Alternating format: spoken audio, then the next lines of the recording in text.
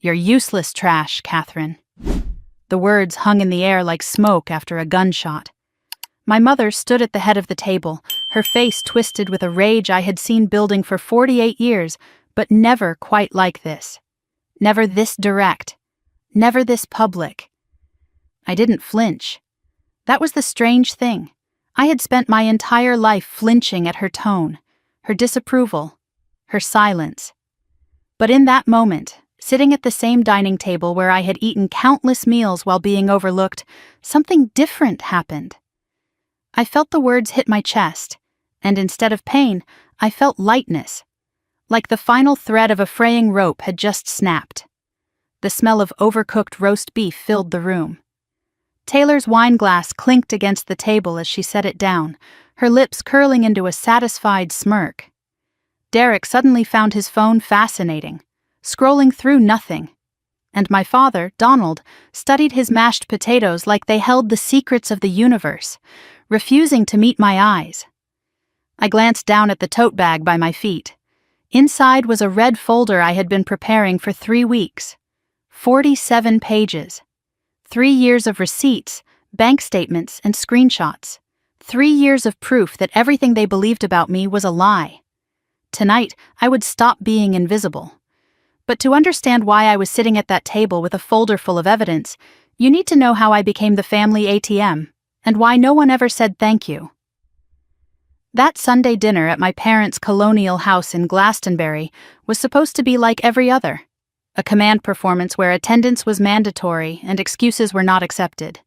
I had driven 45 minutes from Hartford after working a 60-hour week, carrying a Caesar salad I had made from scratch. Homemade dressing, fresh croutons, the works. My mother greeted me at the door with her usual warmth, which is to say none at all. "You're late, and that salad looks simple." She was wearing a new cashmere sweater I didn't recognize, and I made a mental note: who paid for that? Because it certainly wasn't money from my parents' fixed income. The living room held the usual cast of characters. Taylor, my 42-year-old sister, perched on the love seat scrolling through her phone. She was wearing a new dress, I estimated at least $400, and didn't bother looking up when I entered. Derek, her husband, stood by the window nursing a drink, his body language tense and distracted. He nodded at me without making eye contact, which had become his habit lately. I knew why, but that revelation would come later. My father sat in his recliner, looking smaller and more tired than I remembered. When I approached, he reached for my hand. His grip was weak, trembling. "Katie," he said softly. "Glad you're here." He was the only person who still used my childhood nickname, and something in his voice made me pause. Was it warning? Apology? I couldn't tell. Ethan, Taylor's 16-year-old son, came downstairs and actually smiled when he saw me. "Hey, Aunt Catherine." It was the warmest greeting I received.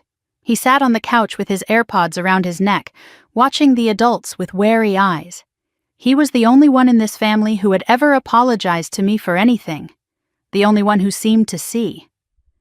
As I set down my tote bag by the chair I always occupied, alone on one side of the table facing the unified front of Taylor and Derek, I noticed something on the coffee table, a blue folder. Official-looking documents peeked from the edge, and I recognized the letterhead, Hartford County Real Estate Associates. My stomach tightened. Whatever they were planning, it was further along than I had anticipated. "Everyone to the table," Margaret announced with theatrical flourish. "I've made something special for this important evening." Important evening. I filed that phrase away. Dinner was served with the usual fanfare. Margaret placed the roast beef at the center of the table like she was presenting a Michelin star creation, rather than the same overcooked meat she had been making for 40 years. The mashed potatoes were lumpy, the green beans came from a can. But she acted like Julia Child unveiling a masterpiece. The conversation was forced, superficial, weather, traffic, neighborhood gossip. Taylor talked about her busy week despite having no job. Derek mentioned big deals at the car dealership despite his sales numbers being down. Margaret complimented Taylor's dress, her hair, her glow. No one asked me about my work. my life, my week. When I mentioned the possibility of a promotion, Margaret interrupted me mid-sentence. "That's nice, dear. Taylor, tell us more about that client you mentioned." The client that didn't exist, the interior design business that had never launched. But nobody questioned Taylor's fantasies. They just kept feeding them. I ate mechanically, waiting. My mind was on the red folder in my bag, the blue folder on the coffee table. 2 folders in this room, 2 different versions of the truth. Halfway through dinner, I excused myself to use the restroom. In the hallway, my father appeared, pretending to head toward the kitchen. He grabbed my arm, his voice barely above a whisper. "Katie, whatever they ask tonight, be careful." "What do you mean, Dad?" His eyes were wet, conflicted. "I know you've done more than they say, more than anyone knows. I should have—" Margaret's voice cut through from the dining room. "Donald, where did you go?" He released my arm like it was on fire. "Coming, dear." And he shuffled away without another word. I watched him retreat, his shoulders hunched with decades of defeat. He knew something, maybe everything, but he was too afraid of Margaret to speak. For the first time, I felt something other than disappointment toward my father. I felt pity. He was as trapped as I had been. The difference was, I was about to break free. After the plates were cleared, Margaret remained standing, clinking her glass like she was hosting a gala instead of a family dinner. "Now then, let's discuss why we're all here." She gestured to Taylor and Derek like a game show host presenting prizes. "Taylor and Derek have been doing some thinking about our family's future." Taylor cleared her throat, suddenly serious. "As you all know, Grandma Eleanor left us her house on Maple Lane." Left us. The lie flowed so easily from her lips. I knew the truth. That house had been transferred solely to Taylor 4 years ago, without my knowledge, based on my mother's deliberate misinterpretation of the will. But I stayed silent. Let them dig deeper. "The house has been a wonderful asset," Taylor continued, "but we think it's time to consider new options." Derek chimed in with his salesman voice. "The market is hot right now. Property values are at an all-time high." They proposed selling Grandma Eleanor's house for approximately $420,000. After fees and taxes, roughly $380,000 to split fairly among the family. Taylor made air quotes around the word fairly. But their version of fair became clear quickly. They wanted me to receive $50,000. Taylor would get $190,000. Or, and here was the real trap, I could buy Taylor's share for $250,000 to keep the house in the family. $250,000 for a house that should have been mine in the first place. Derek slid a document across the table. The blue folder. Inside was a pre-prepared agreement with my name already typed on the signature line. They had come to this dinner with paperwork ready. This wasn't a discussion. It was an ambush. "That's a lot to consider," I said, keeping my voice neutral.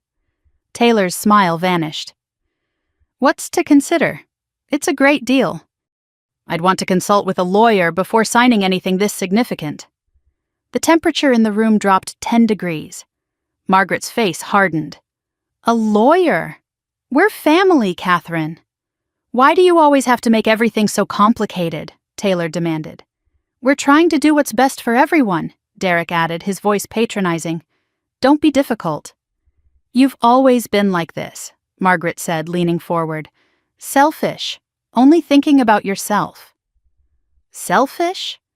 The word escaped me before I could stop it. "I've been—" Taylor cut me off. "You've never contributed to this family, not really. You just show up with your little salads and think that's enough." Derek piled on. "Your sister has a family to support. What do you have? An apartment and a cat." My father started to speak. "Now wait a minute. Donald, stay out of this," Margaret snapped. He shrank back into his chair. The brief spark in his eyes died, extinguished by 50 years of conditioning. Then I looked at the listing agreement more closely. The date jumped out at me. 3 weeks ago. "This is dated 3 weeks ago," I said quietly. The house is already listed. You've been showing it. Taylor's face flickered. Derek's smile tightened. We had to move quickly, Margaret said.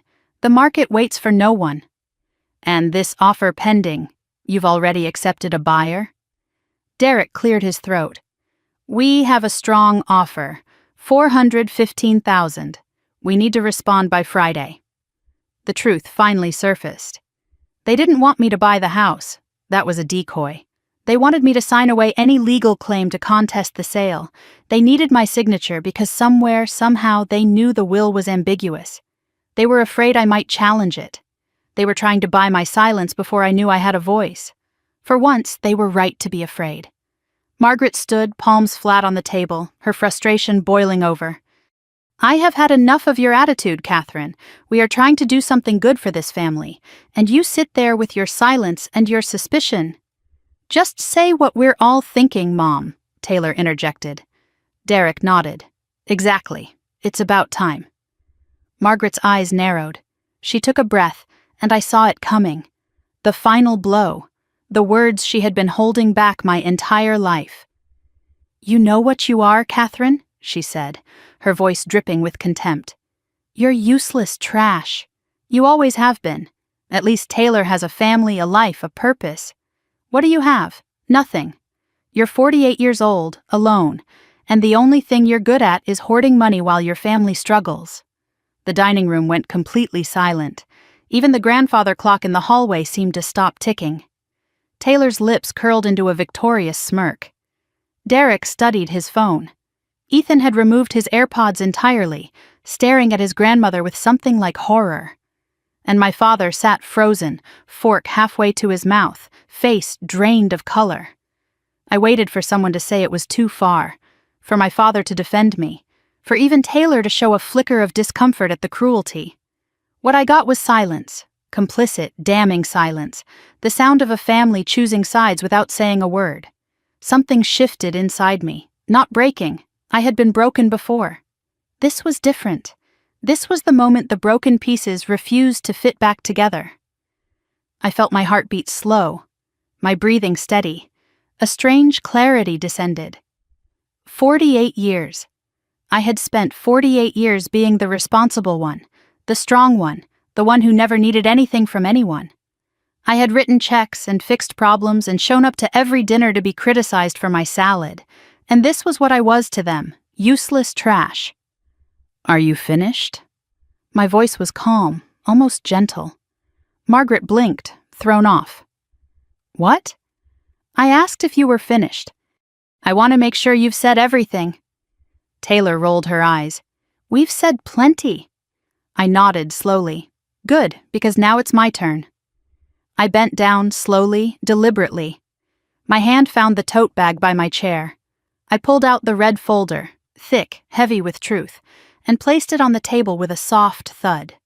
Margaret frowned. What is that? Taylor scoffed. Oh God, what now? Derek leaned back, suddenly wary. Donald looked up, his face draining of what little color remained. And Ethan leaned forward, like he knew something important was about to happen. I stood. I didn't raise my voice. I didn't need to. You called me useless trash, Mom. You said I've never done anything for this family. You said I just hoard money while you struggle. I placed my hand flat on the red folder. So I have to ask you something. I looked directly at Margaret. My voice was steady, clear, cutting through the silence like a blade. Then who exactly has been paying your mortgage for the last 3 years? Taylor's fork slipped from her fingers. It clattered against her plate, the sound echoing in the stunned silence. Margaret's face went white, and for the first time in 48 years, Catherine Blake had the entire room's attention. But I'm getting ahead of myself.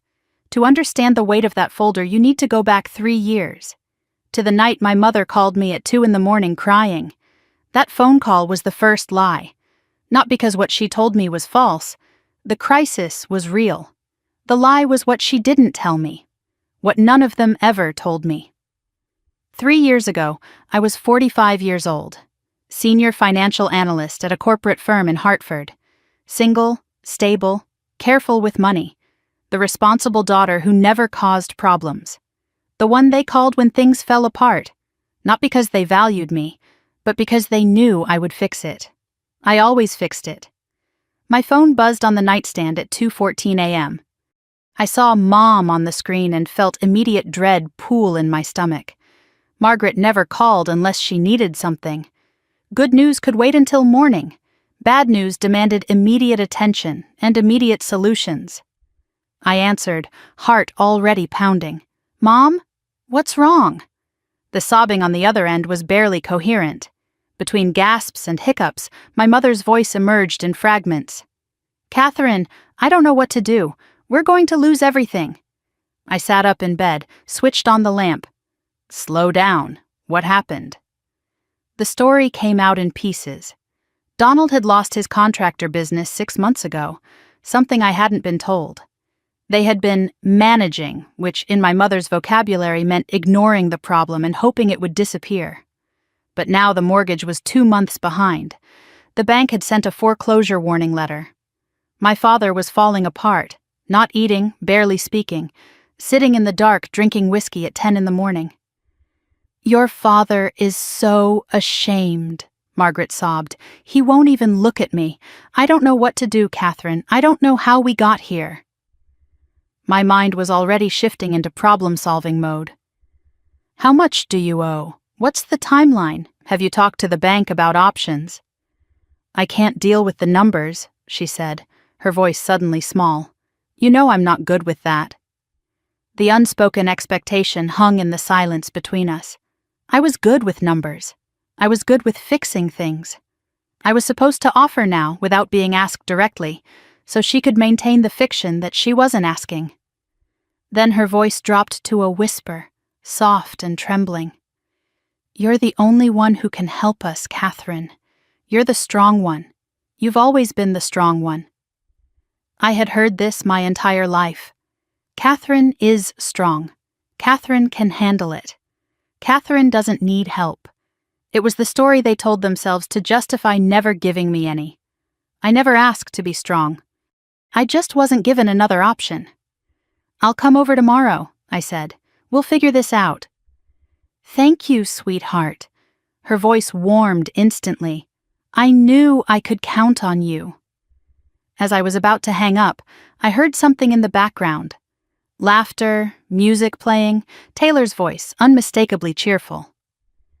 At 2 a.m., while our parents faced foreclosure, my sister was apparently at a party. Margaret didn't mention her younger daughter, not once during the entire call. I stared at the ceiling until dawn. Saturday morning arrived with a gray November sky that matched my mood. I pulled into my parents' driveway and saw immediately that something was wrong. The lawn was overgrown, unusual for Donald, who had always been meticulous about yard work. Paint was peeling on the shutters. The gutters sagged at the corners. These weren't signs of a recent crisis. This was neglect that had accumulated over months, maybe years. Inside was worse. The house smelled stale, like windows hadn't been opened in weeks. As Margaret led me through the hallway, I noticed things missing. The grandfather clock that had belonged to my grandmother. The silver candlesticks that used to sit on the mantel, the oil painting that had hung in the foyer since I was a child. "Mom, where's Grandma's clock?" Margaret waved dismissively. "We sold a few things, just decluttering." Decluttering. They had been selling family heirlooms to pay bills, and no one had thought to mention it. I found my father in the den, sitting in darkness. The curtains were drawn, the television off. Just sitting. A glass of whiskey sat on the table beside him, at 10 in the morning. When I entered, he looked up. His eyes were red, hollow, the eyes of a man who had lost something essential. "Katie." His voice cracked on my name. "You didn't have to come." "Yes, I did, Dad." I knelt beside his chair, took his hand. This was the man who had taught me to ride a bike, who had stayed up late helping with math homework, who had quietly slipped me $20 for gas money when I was in college. That man was disappearing into this chair, drowning in shame. Margaret led me to the kitchen table, where a cardboard box overflowed with envelopes. Many were unopened. Red stamps shouted from the pile, "Past due, final notice, urgent." I sat down and began sorting. 3 hours later, I had a complete picture of the disaster. I created a spreadsheet on my laptop, categorizing every debt, every overdue bill, every threatening letter. The mortgage was $18,400 in arrears, 2 months of payments plus late fees. Credit card number 1, in Margaret's name, carried a balance of $4,200. The joint credit card added another $3,100. Property taxes had become a lien, $2,800. Medical bills from Donald's back surgery last year totaled $6,500, most of it sent to collections. The immediate crisis alone was approximately $35,000. But the numbers weren't the worst part. As I reviewed the charges on Margaret's credit card, I found expenses that made no sense for a family facing foreclosure. Spa treatments, restaurant bills, a $600 home decor purchase, and a recurring monthly charge of $200 to something called TK Designs LLC. I didn't ask about it. Not yet. I filed it away. I had savings, enough to cover this and more. I had been careful my entire life. No fancy vacations, no designer clothes, driving the same Honda for 8 years. I saved because I always feared something like this might happen. I just didn't expect something like this to be my own parents. Once I had the full picture laid out, Margaret sat across from me. The tears were gone. In their place was something calculating, something I recognized but had never named. "So," she said, "can you help us?" What followed was a masterclass in manipulation. "Your father is so ashamed," she began. "If he had to tell people at church that we lost the house." She let the sentence trail off, letting me imagine the humiliation. "We raised you in this home, Catherine. All your memories are here. Your first steps, your high school graduation, everything. You know Taylor can't help. She has Ethan to think about, and Derek's job isn't stable. You're the successful one, Catherine. You made something of yourself. We're so proud of you." Proud. She used that word like a key, trying to unlock my wallet. I agreed to pay off the mortgage arrears. I would set up automatic transfers to cover the monthly payments until Donald found work, but I had one condition. "We need to tell Taylor," I said. "She should contribute something, even a little." Margaret's face tightened like I had suggested something obscene. "Absolutely not. Taylor has enough stress. Her marriage is difficult." "She has a child to raise. You don't understand the pressure she's under. Besides, Taylor is sensitive. This would devastate her." I looked at my mother. "And I'm not sensitive?" Her silence was my answer. It said everything her words never would. I agreed to keep it secret, for now. I told myself it was to protect my father's dignity. Deep down, I knew the truth. Fighting Margaret was exhausting, and I had been trained since childhood to keep the peace, even at my own expense. She reached across the table and squeezed my hand. "You've always been our rock, Catherine. Taylor is, well, she's more delicate. She needs to be protected. You understand?" I nodded, but my mind was churning. Protected from what? From reality? From consequences? From ever having to grow up?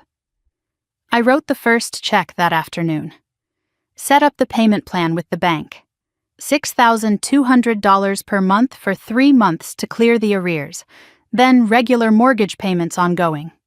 I adjusted my own budget. No more dinners out, cancel the gym membership, postpone the bathroom renovation I had been planning. It was fine. I could handle it. I was strong. Driving home that evening, memories surfaced unbidden. The pattern had been there my whole life. I just never had a name for it. Age 8.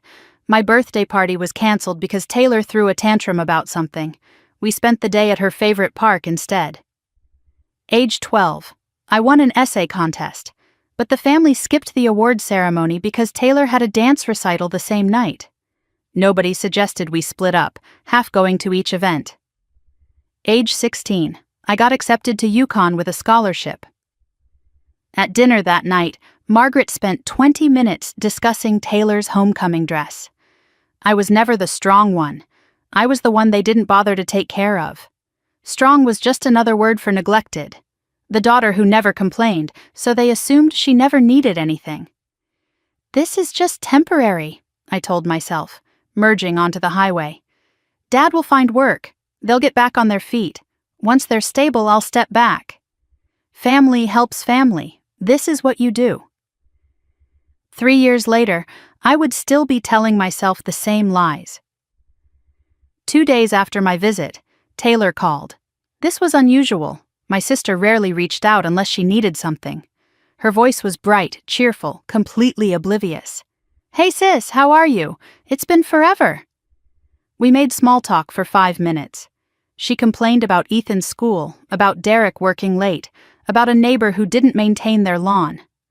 Normal sister conversation, if you didn't know what I now knew. Then she got to the point. "So, I have this amazing opportunity. A client wants me to design their lake house. Huge project. Very prestigious." "That sounds great, Taylor. The thing is, I need to put down a deposit for materials. Just $500. I'll pay you back next month, I promise." My grip tightened on the phone. "Taylor, have you talked to Mom and Dad lately?" "Oh, you know how they are. Mom's always complaining about something." "They didn't mention anything about money problems?" Taylor laughed. It was the laugh of someone who had never worried about money in her life. "Mom and Dad? Please, they're fine. Dad's just being dramatic about retiring." She didn't know. Margaret hadn't told her a thing. While I was restructuring my entire budget to save their parents' house, Taylor was asking me for $500 for a client who probably didn't exist. I transferred the money anyway. It was easier than arguing, easier than explaining, easier than confronting the unfairness that was so baked into this family that no one even noticed it anymore. "Thanks, sis. You're the best." That was the first 500. Over the next 3 years, there would be many more. And not once, not a single time, did anyone say thank you. Margaret's face at the dinner table 3 years later was still frozen in shock. Taylor's fork lay on her plate where it had fallen. The question I had asked hung in the air like a blade. Who exactly has been paying your mortgage for the last 3 years? But the $500 here and there wasn't enough for them. The requests got bigger. The lies got more elaborate. And I kept paying, kept believing I was helping, kept hoping that someday they would see what I was sacrificing. By the end of the first year, I had given them over $15,000. By the end of the second year, the total exceeded $32,000. And the worst part? I still thought I was helping. I didn't know then that while I was paying their mortgage, they were telling Taylor a very different story. A story where I was the selfish sister who never helped with anything. A story where I was too wrapped up in my career to care about family. A story where every Sunday dinner I missed because I was working overtime to afford their lifestyle was proof that I didn't love them. I was the villain in a narrative I didn't even know existed, but I was about to find out. 6 months into the arrangement, I sat at my desk at 7 in the evening, office empty, spreadsheet open on my screen. I was tracking 2 sets of finances now, my own and my parents'. The mortgage was current. The immediate crisis had passed. But the bleeding hadn't stopped. It had just slowed to a steady, manageable hemorrhage. Every month I transferred money I would never see again. I had adjusted my lifestyle to accommodate this new reality. Lunch from home instead of the cafe downstairs. No new clothes unless something wore out completely. Streaming services canceled. The thermostat set 2 degrees lower in winter. My coworkers thought I was just frugal. They didn't know I was supporting 2 households on 1 salary. I was tired in a way that sleep couldn't fix. It was the tiredness of carrying something invisible, something no one acknowledged. No one saw the weight. No one offered to help carry it, because no one knew it existed. The first 6 months were manageable, I told myself. Temporary, but that's the thing about patterns. They don't announce themselves. They creep in slowly, take root quietly, until one day you realize you're trapped in a maze you built with your own hands. Month 7 brought the first credit card emergency. Margaret called, her voice tight with stress. Catherine, there's been a mistake. The credit card company is saying we owe $3,800. I don't understand how this happened. I pulled up the account on my computer. I had the login credentials now, for monitoring purposes. The charges painted a clear picture. A weekend at a bed and breakfast, new patio furniture, a $400 wellness consultation, and various smaller purchases that added up quickly. Mom, these aren't mistakes. These are purchases. We needed to relax. Her voice turned defensive, then wounded. Your father's depression is affecting me too, Catherine. The stress is unbearable. Don't I deserve some peace? I paid the balance. What else could I do? Month 9 brought Taylor's car situation. Her SUV broke down, and Derek declared it totaled without ever getting a mechanic's opinion.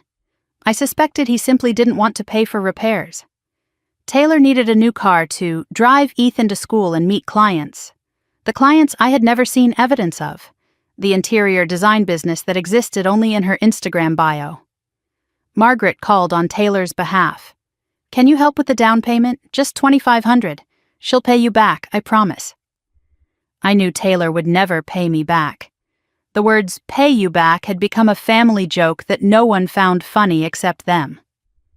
I transferred the money anyway. Month 11 brought the property tax surprise. A letter arrived at my parents' house. I was receiving copies of their mail now, another task I had absorbed, informing them that property taxes were delinquent. A lien would be placed on the house if not paid within 30 days. Amount due, $4,200. I hadn't known property taxes weren't included in the mortgage payment. No one had thought to mention it. Or they had, and chose not to. That night I started a document on my computer. Just for myself. Just to see the numbers clearly. 6 months in, I had given them $22,400. The number made me physically ill.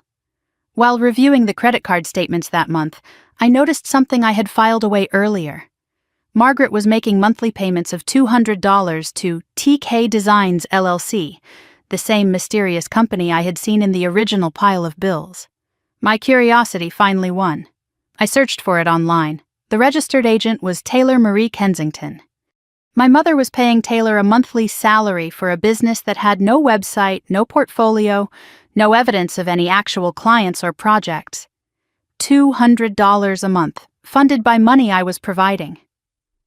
I stared at the screen for a long time. Then I highlighted the entries in my spreadsheet and kept scrolling. The promotion offer came 4 months later. My boss called me into his office with a smile I had learned to recognize. Good news. Catherine, we want to promote you, Vice President of Financial Analysis. My heart leaped.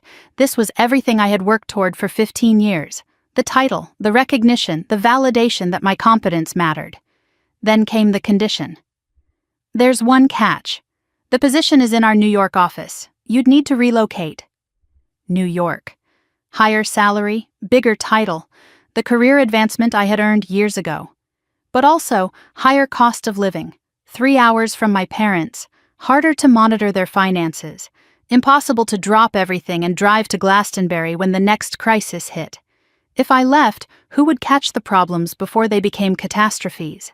If I left, who would my mother call at 2 a.m? I mentioned the opportunity to Margaret casually, testing the waters. New York? Her voice sharpened immediately. That's so far. What about Sunday dinners? What if your father has another health scare? You'd be hours away. Family has to come first, Catherine. That's what matters in the end. No congratulations. No, what a wonderful opportunity. Just guilt, applied with surgical precision. I declined the promotion. I told my boss it wasn't the right time for personal reasons. He looked disappointed but understanding. I walked back to my desk and stared at my computer screen for 20 minutes, unseeing. I didn't cry. I wasn't sure I remembered how. I told myself I was being responsible, putting family first. But here's what I couldn't admit. I was afraid. Afraid of what would happen if I wasn't there to fix things. Afraid of the guilt they would pile on me. Afraid of being the daughter who abandoned her parents. So I abandoned myself instead.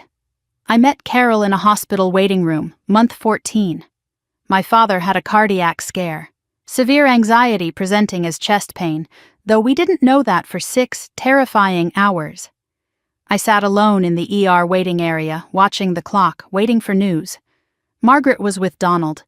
Taylor couldn't get away. Ethan had soccer practice. A woman about my age sat down nearby. Scrubs, tired eyes, kind face, clearly medical staff on a break.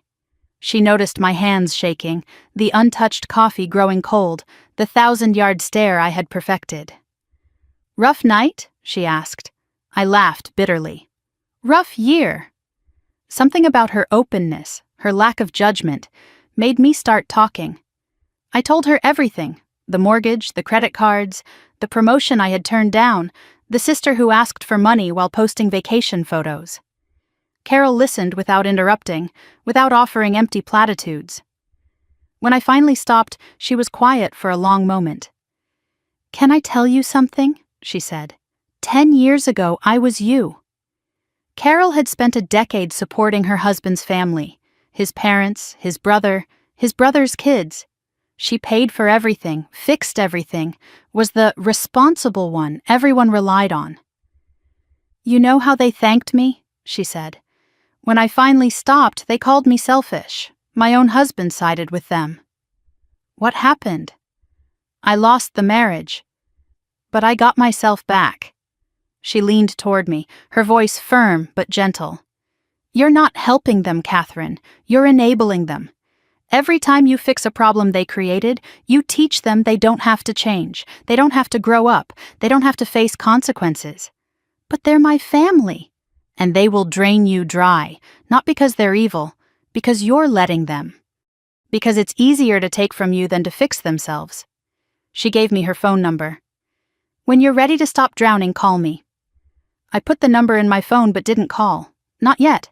I wasn't ready to admit she might be right, but her words echoed in my head for months. "You're not helping them. You're enabling them." Month 16. Sunday dinner at my parents' house. I arrived early, unusual for me, but traffic had been light. The front door was unlocked, so I let myself in. Voices drifted from the kitchen. Margaret and Taylor mid-conversation. I froze in the hallway, hidden by the wall. "I just don't understand why we have to keep asking Catherine," Taylor was saying. "She acts like it's such a burden." "Oh, you know how she is." Margaret's voice dripped with dismissal. "Dramatic. She has a good job, no kids, no expenses. She can afford it." "Derek thinks she's judging us, like she's better than everyone because she has money. Just let her play the martyr. As long as the check's clear, who cares?" They laughed. Both of them, laughing together. At me. The woman who was keeping their lives afloat was a joke to them. My hand gripped the wall. My vision blurred. Something cracked inside my chest, not breaking but shifting, rearranging. I took a breath, composed myself, walked into the kitchen with a smile plastered on my face. "Sorry I'm early. Traffic was good." Margaret and Taylor's expressions transformed instantly, warm, welcoming, as if the conversation I had just overheard had never happened. "Catherine, perfect timing. Can you set the table?" I set the table. I ate dinner. I laughed at my father's jokes. I complimented Margaret's cooking and asked Taylor about her projects. Inside, something fundamental had shifted. That was the moment I started keeping records. Not to confront them. Not yet. But because I finally understood, I wasn't family to them. I was a resource. And resources get used up and discarded. Month 18. Another property tax bill. Another $4,000. I transferred the money on a Tuesday, right before the deadline. That week, I ate ramen for dinner every night to balance my budget. On Friday, my phone buzzed with an Instagram notification. Taylor had posted a new photo. She and Derek were on a beach. Cancun, Mexico, matching sunglasses, tropical drinks with little umbrellas, perfect tans. The caption read, "Sometimes you just need to escape. Self-care isn't selfish." Blessed va in vacation mode. Ba living my best life. I stared at the photo for a full minute. A week in Cancun, easily $3,000 to $5,000. The property tax I had just paid, $4,000. The SUV down payment I had given Taylor 6 months earlier, $2,500. Derek's supposedly unstable job apparently stable enough for international travel. I took a screenshot, added it to my growing file. I didn't comment. I didn't confront. But I stopped believing the lies they told me about their circumstances. That night, I opened my tracking document and created a new column. What they told me versus what actually happened. The first entry. Taylor can't contribute because Derek's job is unstable. Reality. Cancun vacation posted same week I paid $4,000 in property tax. The document would eventually grow to 47 pages. Month 20 brought the discovery that finally broke something in me. I stopped by my parents' house to drop off groceries. Margaret had forgotten to shop, and Donald shouldn't be driving with his anxiety medication. On the mantel in the living room, displayed prominently, I noticed a card I hadn't seen before. Curious, I picked it up and read it. It was a thank you card from Margaret to Taylor. Inside, she had written, "To my darling Taylor, thank you for always being there for this family. Your support means the world. We couldn't do this without you. Love, Mom." Dated last week. Taylor's support? In the last 20 months, Taylor had contributed exactly $0 to our parents' situation. She had received the car down payment, the monthly salary for her fake business, countless small loans that were never repaid. And Margaret was thanking her for being there? This wasn't just favoritism. This was a rewritten history. Margaret had created a narrative where Taylor was the supportive daughter, the one who cared, the one who showed up. And Catherine didn't exist in that story. Or worse, Catherine was the villain, the selfish one, the one who hoarded money while her family struggled. I put the card back exactly where I had found it, left the groceries on the counter, drove home in silence. That night, I called Carol for the first time. She answered on the second ring. "I was wondering when you'd call." My voice came out hoarse, cracked. "I think I'm drowning." "Then stop swimming toward people who are holding your head underwater." I didn't respond. The words were too heavy, too true. Carol continued, her voice gentle but firm. "Start documenting everything. Dates, amounts, receipts. Not to use against them, not yet. But so you can see the truth clearly. It's harder to lie to yourself when the numbers are staring back at you." That night, I organized everything. Bank statements, screenshots, receipts, all transferred into a folder on my computer. I labeled it Family Support Tracking. Later, I would rename it Evidence. By the end of year 2, I had given them over $32,000. I had documented every cent, every request, every lie they told me about their circumstances while spending money they didn't have on luxuries I couldn't afford. But the worst discovery was still ahead, the one that would show me just how deep the betrayal went. It started with my 47th birthday, the birthday that no one remembered, and ended with an email I was never supposed to see about a house I didn't know my sister owned. I woke on the morning of October 15th to autumn light streaming through my bedroom window. My 47th birthday. I lay still for a moment, allowing myself a small, fragile hope. Maybe this year would be different. Maybe someone would remember. I reached for my phone on the nightstand and checked for notifications. No missed calls, no text messages. I scrolled through what had arrived overnight. Work emails, a sale notification from Target, my credit card statement reminder. Nothing from Margaret, nothing from Donald, nothing from Taylor. It was 8:47 a.m. Still early, I told myself. They might call later. I showered, dressed, made coffee. I had taken the day off work, a rare indulgence I almost never allowed myself. I had vague plans. Maybe treat myself to lunch at that Italian place I'd been wanting to try. Visit the bookstore downtown, buy myself something nice. But mostly, if I was being honest, I had hoped someone else would make plans for me. By noon, my phone remained silent. I texted the family group chat. "Hey everyone, how's your week going?" 3 hours passed. No response. I made myself a sandwich and ate it standing over the sink, watching the October clouds drift past my window. I want to tell you I didn't care. That birthdays stopped mattering somewhere in my 30s, that I had outgrown the need for acknowledgement. But that would be a lie. 47 years old, and I was still that little girl waiting for someone to notice she existed. By 6 in the evening, I accepted the truth. No one was coming. No one was calling. I refused to sit home feeling sorry for myself. I put on a nice dress, one I had bought 2 years ago and never worn because there was never an occasion, and drove to an upscale restaurant downtown. The kind of place I never went because I was always saving money. Tonight I was spending money. On myself. For once. The hostess looked up with a practiced smile. "Table for how many?" "Just one."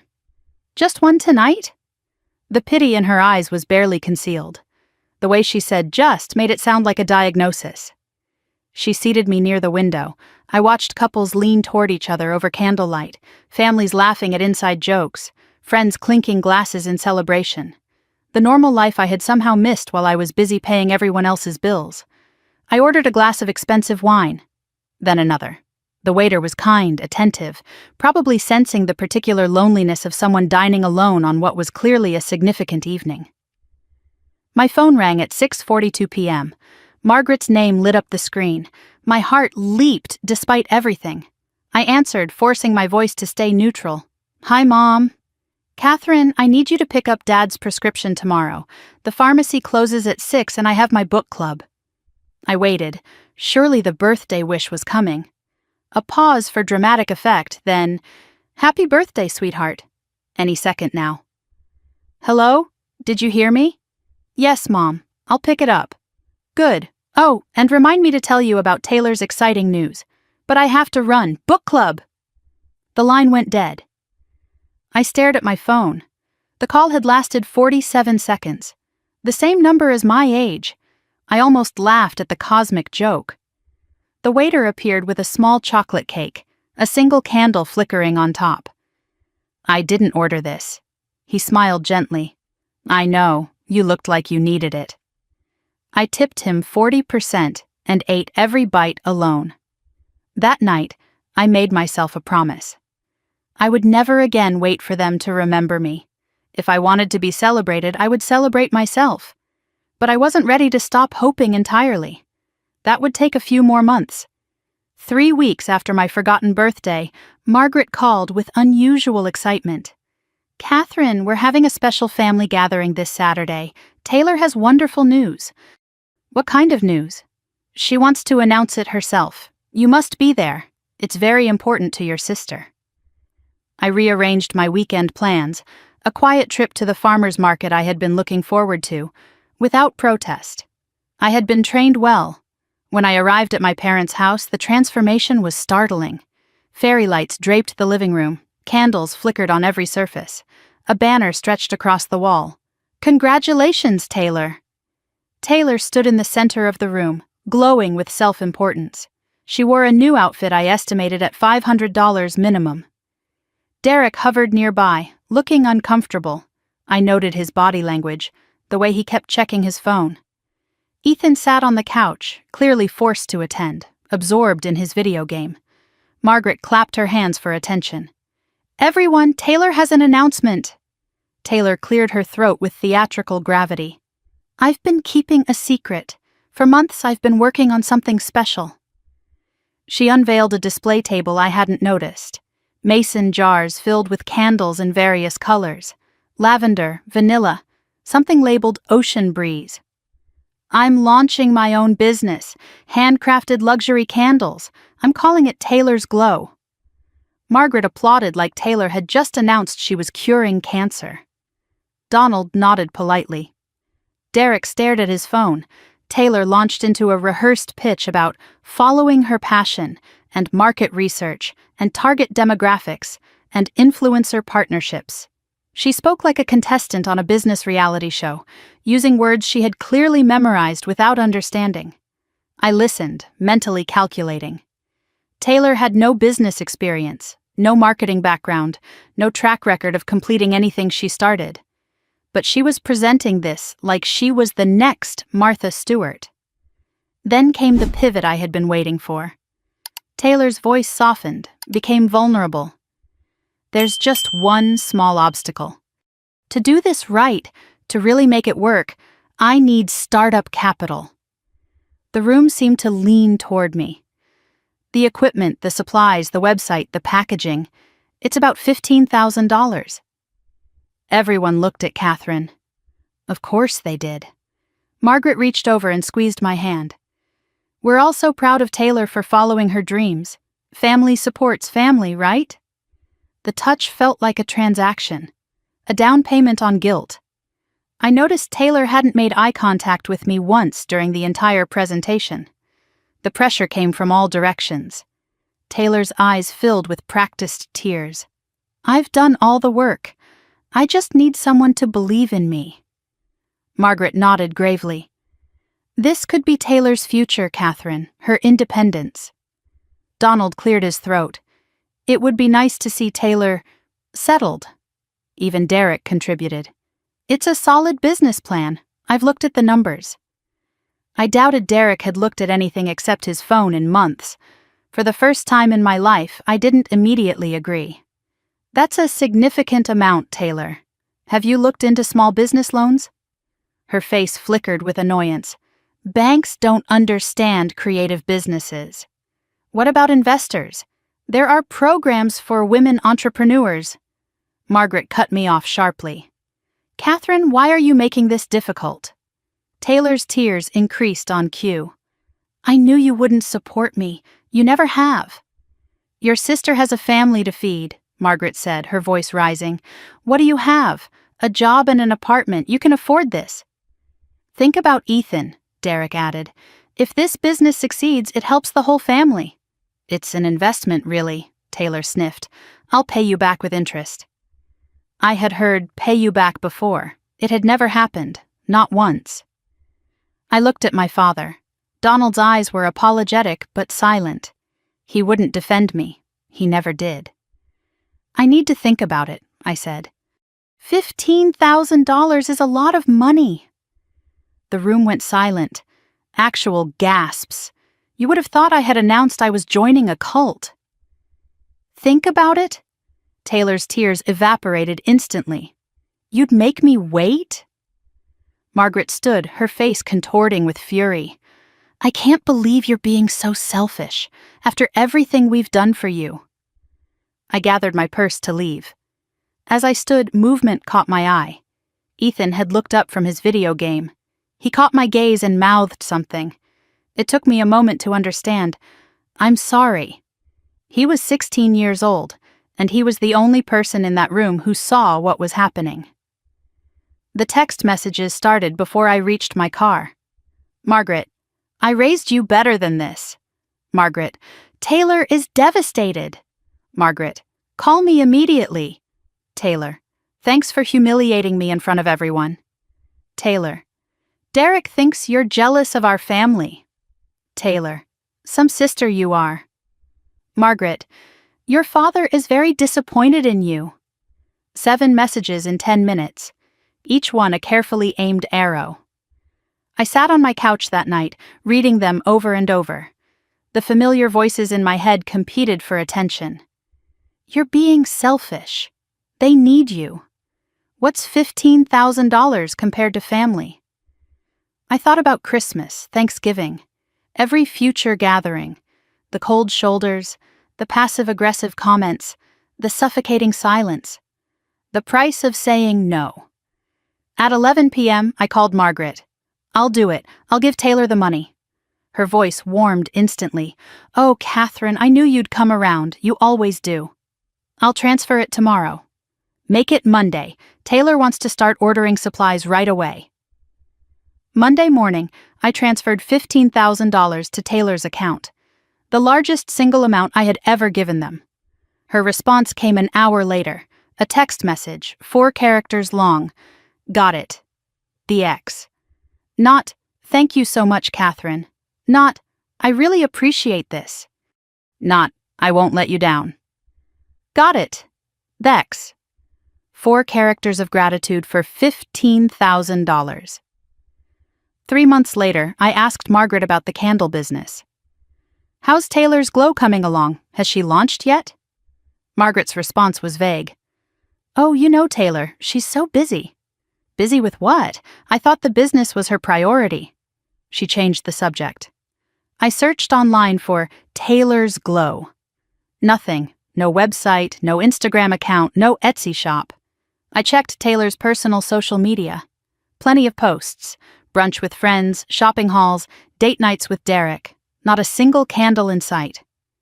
At the next Sunday dinner, I asked Taylor directly, "How's the candle business? I'd love to see your website." Her smile tightened. "It's in development. These things take time." "It's been 3 months. What have you been working on?" Derek interjected. "She's doing market research. You wouldn't understand." Taylor nodded. "Not everyone rushes into things, Catherine. Some of us are strategic." Later that evening, while helping Margaret clear the table, I noticed a shopping bag by the back door. Nordstrom.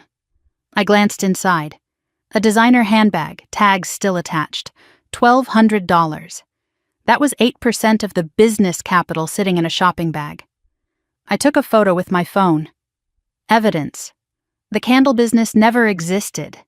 I don't mean it failed. I mean it was never real. The supplies were never ordered. The website was never built. $15,000 had become shopping trips and spa days, and that handbag by the door. And I had paid for all of it. A few weeks later, I arrived early for Sunday dinner again. Only Ethan was in the living room, homework spread across the coffee table. We made small talk. His classes, his friends, his college plans. He was guarded at first, the way teenagers are with adults they don't trust. But slowly he opened up. I mentioned I had been working extra hours lately. Ethan snorted. "That's what Mom says about you." My radar activated. "What does your mom say about me?" He hesitated, realizing he had said too much. "Nothing, just, you know." "I don't know, actually. Tell me." He shifted uncomfortably on the couch. "She says you're, like, super rich, that you don't need to worry about money." "What else?" "She says you're selfish because you don't help the family more." The words landed like punches. "Anything else?" "And Grandma says—" He trailed off. "Says what?" "Grandma says you owe them, because they raised you." He looked up, guilty and conflicted. "I don't think that's true. You're not selfish." I kept my face neutral, but inside I was reeling. "Thank you, Ethan. That means a lot. Can I tell you something?" I leaned closer. "I'm not rich. I just work hard and save." "And I do help. More than anyone knows." Ethan nodded slowly, processing. "I figured. Mom always makes stuff up." From that day forward, Ethan treated me differently. Small things. Saving me a seat at dinner, asking about my week, defending me when Taylor made snide comments. He was the only one in the family who saw me clearly. I met Carol for coffee at our regular spot, a quiet cafe in West Hartford. I told her about the candle business, the $15,000, the nothing that came of it. She stirred her latte slowly, listening without judgment. "You know what you're dealing with, right? A spoiled sister and enabling parents?" Carol shook her head. "Parasites. That's the word. You're the host organism. They've built their entire lifestyle around extracting resources from you. And they've created a story where you're the bad guy so they never have to feel guilty." Carol. "Catherine, I've seen this before. With families like this, there are only 2 outcomes." She held up 2 fingers. "Either you cut them off completely and save yourself, or they drain you until there's nothing left. Your money, your time, your health, your soul. There has to be a middle ground, some way to set boundaries." "There is no middle ground, no compromise they'll respect. You have to choose." I stared into my coffee. "They're my family. I can't just abandon them." Carol's eyes were sad but firm. "Honey, they abandoned you a long time ago. You just haven't accepted it yet." I left that conversation shaken. Carol was right. I knew she was right. But knowing and accepting are different things. It would take one more discovery, one final betrayal, to push me over the edge. And that discovery was waiting for me in my father's email inbox, in a message about property deeds and family trusts that I was never supposed to see. It started with a computer problem. It ended with the revelation that while I had been paying their mortgage, sacrificing my future, giving up my promotion, my mother had quietly transferred my grandmother's house to Taylor. 4 years ago. Without telling me, without asking me, without so much as a whisper that my grandmother had left anything to anyone. The house that should have been mine. My phone rang at 9 on a Saturday morning. Donald's name appeared on the screen, and I felt the familiar mix of love and exhaustion that came with any contact from my family. "Katie, I need your help." His voice was frustrated, embarrassed. "The computer is doing something strange." I had become the family IT department somewhere along the way, another role I had absorbed without being asked. "What's it doing, Dad?" "I don't know. There are pop-ups everywhere, and I can't find my email. Everything's just wrong." I sighed internally. I had been planning to try a yoga class that morning, something Carol had recommended for stress. Another small pleasure sacrificed at the altar of family obligation. "I'll be there in an hour, Dad." The drive to Glastonbury took 45 minutes. 45 minutes to think about the fact that Taylor lived 15 minutes from our parents and was never asked to help with anything. 45 minutes to wonder why I kept showing up when no one ever showed up for me. But Donald had asked for me specifically. That still meant something, even if I couldn't explain why. When I pulled into the driveway, I noticed both cars were gone, Margaret's sedan and Taylor's SUV. Only my father's old truck sat in the garage, unused since he'd stopped driving regularly. The house was quiet in a way it rarely was when Margaret was home. No television blaring her favorite talk shows, no phone conversations conducted at full volume, just silence. Donald met me at the door looking sheepish. "Thanks for coming, Katie. I know you're busy." "It's fine, Dad." It wasn't fine, but the words came automatically. His desktop computer was a mess, infected with adware from clicking some suspicious link, browser hijacked, pop-ups multiplying like rabbits. A simple fix, but my father watched me work like I was performing surgery, marveling at each click and keystroke. "You're so smart, Katie. I never understood these machines." While the antivirus scan ran, we sat together in his den. He offered me coffee, and I accepted. For a few minutes we just talked. About the weather, about the garden he was trying to maintain, about a history book he was reading. Normal conversation, the kind we rarely had anymore. I noticed things as we talked. His hands trembled slightly when he lifted his cup. He had lost weight since I'd last really looked at him. The den was messier than usual. Papers scattered across his desk, bills stacked haphazardly, the organized chaos of a man losing his grip. "Dad, are you okay? Really okay?" He looked at me for a long moment. Something flickered in his eyes, a struggle, a decision being weighed. "Katie, He stopped, swallowed hard. "There are things I should have told you. Things I should have done differently." My heart rate increased. "What things, Dad?" He opened his mouth to speak. The front door opened. Margaret's voice cut through the house like a blade. "Donald, whose car is in the driveway?" The moment shattered. My father's face closed like a door slamming shut. Whatever he had been about to tell me retreated behind walls I would never breach. "Never mind," he said quietly. "It's nothing. Thank you for fixing the computer." Margaret entered the den, her presence immediately dominating the space. "Catherine, what a nice surprise. Helping your father with his technology troubles?" "Just clearing some malware." "So nice of you to come all this way.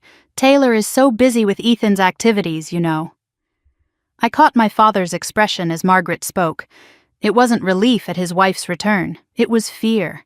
Donald Blake was afraid of his own wife. How long had this been true? How had I never seen it before? I turned back to the computer to finish the cleanup. Margaret hovered, making small talk I didn't want, while my mind raced with questions I couldn't ask. I was clearing the last of the browser tabs when a notification popped up in the corner of the screen. An email alert. Subject: RE, Transfer of Property Deed, Blake Family Trust.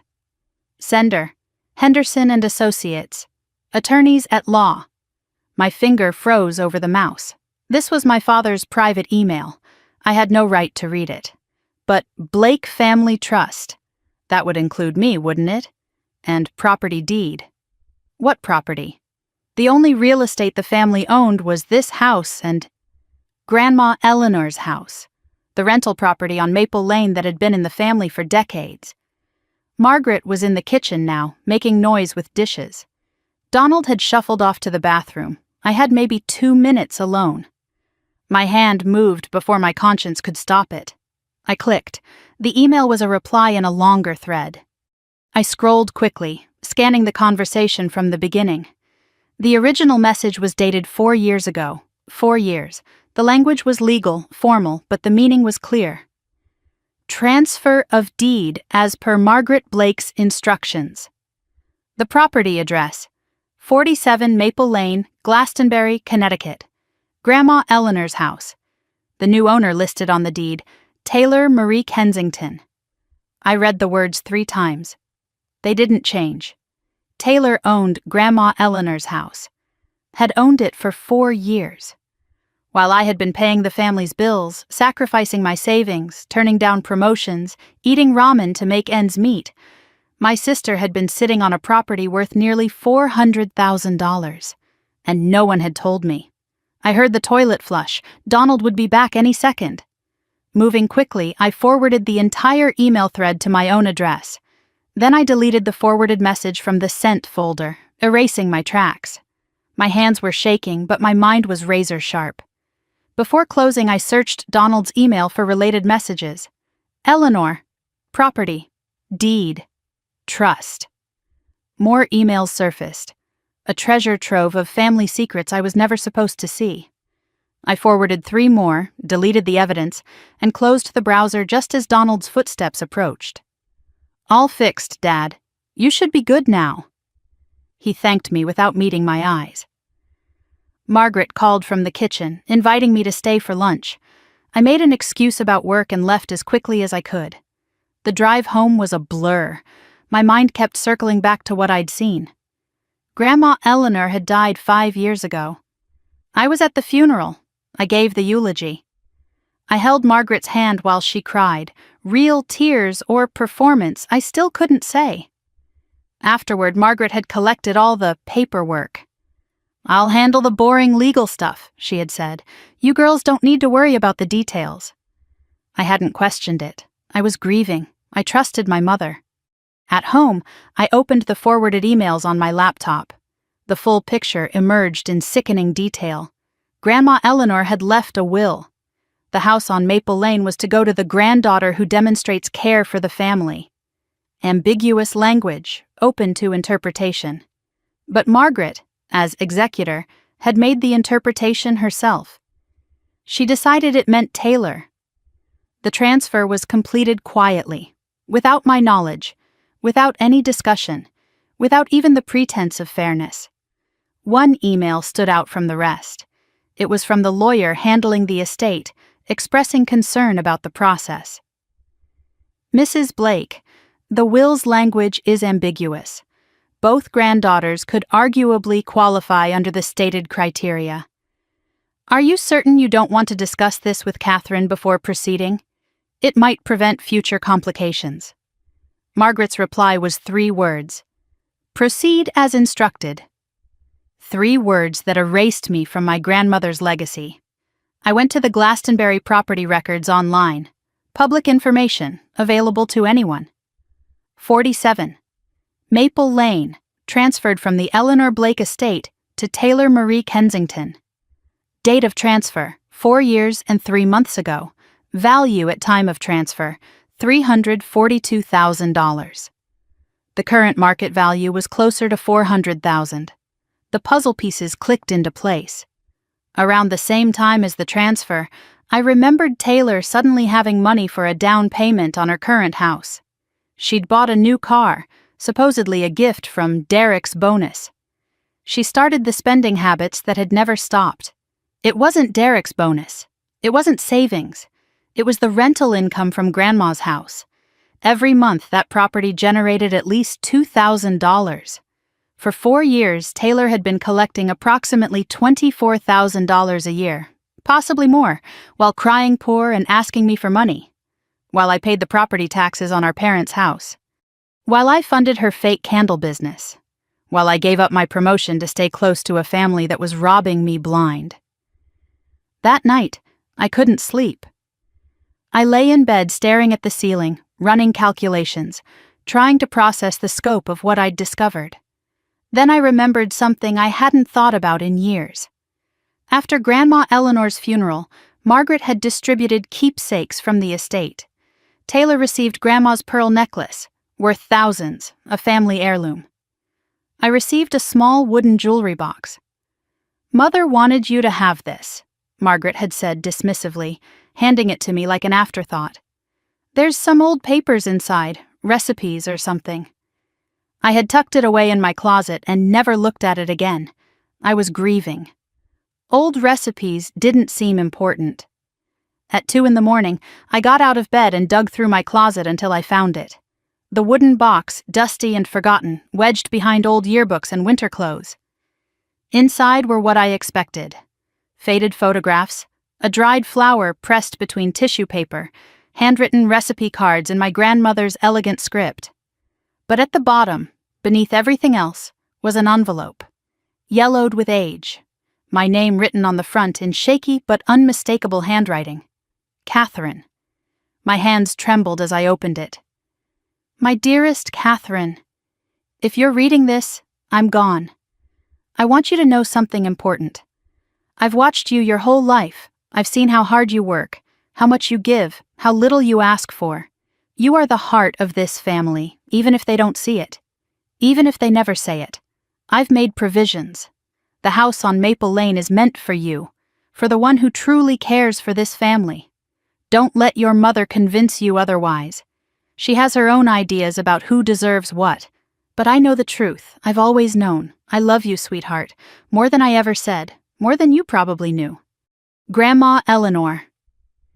At the bottom of the letter, in smaller writing, was a postscript. "P.S.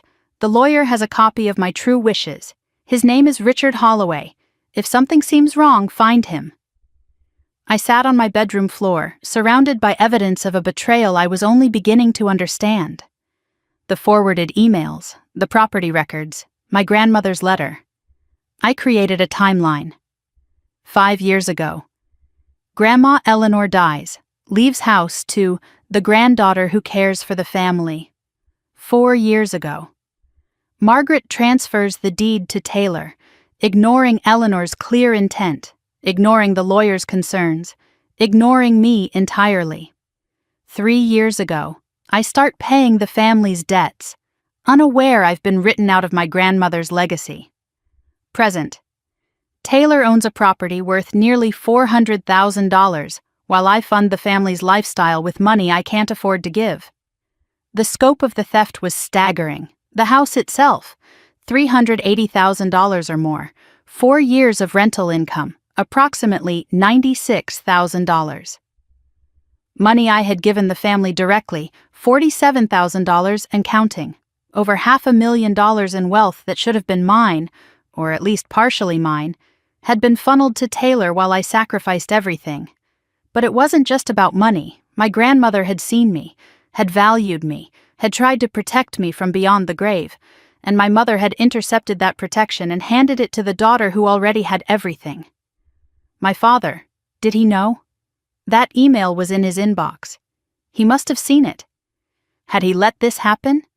Had he watched Margaret steal my inheritance and said nothing? Everything I believed about my family was a lie. Something fundamental shifted in my chest that night. Not breaking, hardening. The guilt that had governed my entire life suddenly felt absurd. I had been apologizing for existing while they were stealing my future. The next morning I called Carol. "I found something," I said. My voice was flat, calm, dangerously calm. Something bad. Tell me." I explained everything. The emails, the property records, my grandmother's letter. Carol listened in complete silence. When I finished, she asked, "What do you want to do?" "I don't know yet. I need to think." "Are you going to confront them?" "Not yet. They'll just lie. They'll gaslight me, make me feel crazy, turn it around somehow. That's what they always do." "Then what?" I paused, feeling the weight of the decision forming. "I'm going to find out everything, every lie, every dollar, every secret, and then I'm going to decide what to do with the truth." "Your grandmother mentioned a lawyer, Richard Holloway." "I'm going to find him. I need to know exactly what she intended." Carol's voice was gentle but firm. "Get documentation. Build your case. Even if you never use it, you'll have it." "I'm not sure I want a legal case. I just want the truth." "Honey, the truth is your case. Once you have it, you'll know what to do." I spent the following weeks gathering evidence. I found Richard Holloway. He had retired to Florida, but he remembered my grandmother clearly. He remembered the will, the specific language, the intent behind it. "Your grandmother was very clear with me," he said over the phone, his voice aged but sharp. "She wanted you to have that house, Catherine. She said you were the only one who truly understood the meaning of family." "Then why did it go to Taylor?" A long pause. "Your mother was the executor. She had the authority to interpret the will's language. I advised against her interpretation, but she was insistent." "You advised against it?" "I told her both granddaughters could qualify under the wording. I suggested she discuss it with you before making a unilateral decision. She declined." "Proceed as instructed," I murmured. "I'm sorry?" "Nothing. Thank you, Mr. Holloway. You've told me everything I need to know." I spent the next 6 months building my case. Bank records, emails, screenshots, timestamps.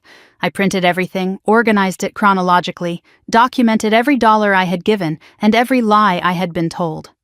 The folder grew thick. I bought a red cover for it, the color of stop signs, of warnings, of blood, 47 pages, 3 years of betrayal, documented and numbered.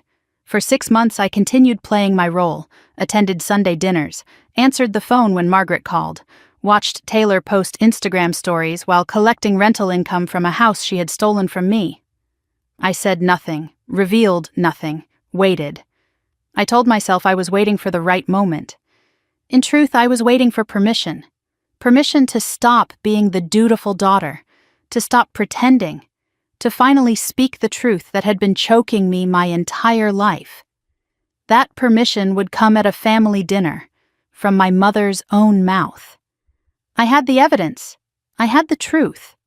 What I didn't have was a plan. Not until Taylor and Derek decided to get greedy. Not until they announced they wanted to sell Grandma's house and keep all the money. That was when I knew. The dinner would be my courtroom, and the red folder would be my verdict. The waiting room at Whitfield and Associates was modest but professional. Family law, estate disputes, real estate. The brass plaque on the wall listed the firm's specialties in dignified lettering. I had found Robert Whitfield through a colleague's recommendation. "He's tough but fair," she had told me, "and he doesn't sugarcoat anything." I sat clutching a manila envelope on my lap. Inside was everything I had gathered. The forwarded emails, the property records, Grandma Eleanor's letter, the confirmation from Richard Holloway. I had rehearsed what I would say a dozen times on the drive over. But now, sitting in this sterile room with its leather chairs and legal journals, the words felt inadequate for the betrayal they described. The receptionist appeared. "Ms. Blake, Mr. Whitfield will see you now."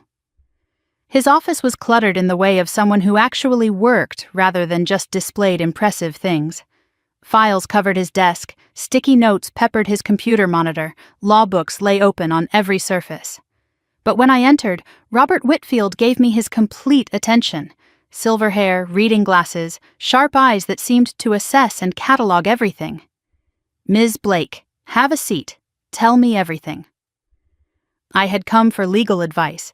What I got was something more valuable. Robert Whitfield didn't just look at my documents, he looked at me. And he saw what I had been too close to see myself. I laid out the evidence methodically. My years of financial training served me well, clear, organized, unemotional. The will and its ambiguous language, Margaret's unilateral interpretation, the property transfer to Taylor, the lawyer's ignored warning email, Grandma Eleanor's handwritten letter expressing her true wishes. Whitfield reviewed everything in silence, occasionally making notes on a yellow legal pad. His expression remained neutral, a professional poker face that gave nothing away. I watched him read, trying to decode any reaction. The minutes stretched. Finally, he removed his glasses and rubbed his eyes. "Ms. Blake, you have a case. The will's language is clearly ambiguous. The granddaughter who demonstrates care for the family could apply to either you or your sister." My heart lifted slightly. "So I can contest the transfer?" "Your grandmother's letter expressing her intent is compelling. The email showing your mother was warned that both granddaughters could qualify. That's significant documentation of bad faith. Then I can get the house back? You can try." He held up a hand before my hope could build further. "But I need to be honest about what that means. Estate contests are expensive. We're talking $50,000 to $100,000 in legal fees, depending on how aggressively your family fights back. They're also long, 2 to 3 years minimum, more if there are appeals. And they're ugly. Your family will hire their own lawyers, depositions will be taken, things will be said under oath that can never be unsaid. Every family secret, every grievance, every petty conflict, it all becomes part of the public record." He leaned forward. "Even if you win, Ms. Blake, you might lose more than you gain. You need to understand that." I sat with his words. The weight of them. $100,000. 3 years of legal warfare. My family's dirty laundry aired in court documents anyone could access. "What do you actually want here?" Whitfield asked. "Not what you think you should want. What do you actually want?" I opened my mouth to answer, closed it. The question cut deeper than I expected. "I thought I wanted justice," I said finally. "But I don't want to spend years in court fighting over the past. I don't want to bankrupt myself trying to reclaim something that should have been mine." "Then what?" "I want them to know that I know. I want the lies to stop. I want to stop being the person everyone takes from while pretending I'm the problem." Whitfield nodded slowly, as if this answer satisfied something.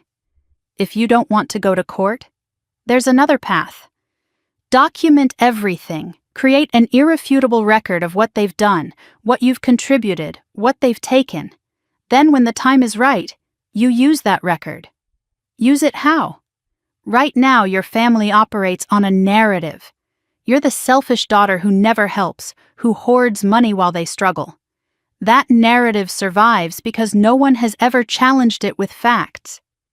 But if you have proof, hard, documented, undeniable proof, of what you've contributed over the years, and proof of what they've taken," he spread his hands, "then you control the story. Not them. You decide when the truth comes out and how." "What would that accomplish?" "That depends on your family. Some people, when confronted with evidence of their behavior, experience genuine shame. They make amends. They change. And others? Others double down, deny everything, attack the messenger." He met my eyes. "You know your family better than I do. Which type are they?" I thought about Margaret's ability to rewrite history in real time. Taylor's instant tears and instant recovery, the way they had laughed about me in the kitchen while I paid their bills. "They'll attack," I said. "They won't admit anything. Then the documentation becomes your shield. If they try to sue you for support, or slander you to other family members, or claim you've somehow wronged them, you have the receipts. Literally." He slid his business card across the desk. "But Catherine, once you show them the evidence, there's no going back. You won't just be exposing their lies. You'll be exposing the lie of your entire family, the fiction that you've all been maintaining for decades. Some people do this and rebuild something better. Others do it and lose everything. You need to be prepared for either outcome." I picked up his card. I'm not going to sue them. Not yet. Maybe not ever. But I am going to build the case. Every dollar, every lie, every betrayal, all of it documented. And when they finally push me too far, I'll be ready. Whitfield's expression shifted slightly, something like respect. When that day comes, call me. And Ms. Blake, make copies of everything. Store them somewhere safe. People who have something to hide often try to destroy the evidence. The next 4 months became an exercise in methodical obsession. Every evening after work, I added to the file. Bank statements going back 3 years, each suspicious transaction highlighted and annotated. Screenshots of text messages demanding money, time-stamped and organized. Photos from Taylor's Instagram with dates that corresponded to my payments. Her Cancun vacation posted the same week I covered the property taxes. Her treating myself selfie uploaded the day I made my first mortgage payment. I created a spreadsheet with columns for everything: date, request, amount given, their stated reason, actual use of funds when known. Evidence. The cross-referencing revealed patterns I had been too close to see. Taylor's spending sprees always followed my deposits. Margaret's emergencies clustered around the holidays, when guilt was most effective. The fake candle business had generated 0 products but maximum extraction. I bought a red folder, bright red, impossible to miss. I printed everything and numbered the pages by hand, 1 of 47, 2 of 47, all the way through. The folder became my anchor, my proof that I wasn't crazy, that the exploitation was real and documented and undeniable. Some nights I just held it, feeling its weight. 47 pages of truth in a family built on lies. Carol noticed the toll it was taking. "You're losing weight. You're not sleeping. This isn't healthy." "This is the first time in my life I've had proof that I'm not the problem," I told her. "I need this. I need to know it's real, that I'm not imagining things, that I'm not the selfish monster they've made me out to be. It's real. The question is what it's doing to you." She was right to worry, but I couldn't stop, not yet, not until the record was complete. One night, sorting through screenshots, I found a photo I had forgotten about. Taylor's Instagram, 3 years ago, the very day I had made my first mortgage payment to save our parents from foreclosure. Taylor had posted a selfie, champagne glass in hand, the caption reading, "Treating myself because I deserve it." I printed it. Page 23 of 47. 3 months before the dinner, I was scrolling through Facebook when I saw something that made me stop cold. A mutual acquaintance from high school had posted photos from a charity gala. Glamorous people in formal wear, champagne towers, the usual social display. But in the background of one photo, unmistakably, was Derek. He wasn't alone. His arm was around a woman who was definitely not my sister. Asian, elegant, mid-30s. They were leaning into each other with the comfort of intimacy, laughing at something private. This wasn't a work colleague. This was something else entirely. I zoomed in, screenshotted. Then I began to dig. The woman's name was Amy Chen, tagged in the photo by someone who didn't realize what they were revealing. Her profile was mostly private, but a few photos were public. A restaurant check-in where Derek was visible in the reflection of the window. A hiking trail post captioned, "Beautiful day with great company." Derek's car clearly visible in the parking lot background. A birthday dinner where the photographer had accidentally captured Derek's hand on Amy's knee. The timeline stretched back at least 8 months. 8 months of overlap with his marriage to my sister. My first instinct was to tell Taylor immediately. She deserved to know. Whatever our differences, no woman deserved to be deceived like this. Then I stopped myself. Why? Why was it my responsibility to fix this too? Taylor had never shown me an ounce of loyalty. She had lied about me, taken from me, laughed at me behind my back. She had accepted a house that should have been mine and never once questioned whether that was fair. Was Derek's infidelity my secret to expose? Was Taylor's marriage my problem to solve? I saved the screenshots anyway. Not for the red folder. This was different. But information was power, and I was done being powerless. 2 months before the dinner, Taylor called me on a Tuesday evening. This was unusual. She rarely reached out unless money was involved. When I answered, she was crying. Actually crying, not performing. "Catherine, I don't know what to do." Her voice was small, frightened. "Derek is never home anymore." "What do you mean?" "He says it's work, but he's always on his phone. He won't let me see the screen. He takes calls in the other room. And I found a receipt for a restaurant I've never been to. A nice restaurant. For 2 people. My heart rate spiked. I knew the answer she was seeking. I had photographs, evidence, proof. "Do you think—" She couldn't finish the sentence. "Do you think he's cheating on me?" This was the moment. I could tell her the truth. I could share what I knew, be the sister she had never been to me, take the high road. But I thought about every time I had asked Taylor for support, every time she had mocked me behind my back, every dollar she had taken while calling me selfish, every Sunday dinner where she had smirked while our mother tore me down. The words formed in my mouth. "Yes, he's cheating. I have proof." What came out was, "I don't know, Taylor. Have you tried talking to him?" He gets defensive whenever I bring it up. Says I'm being paranoid. "Maybe you should trust your instincts."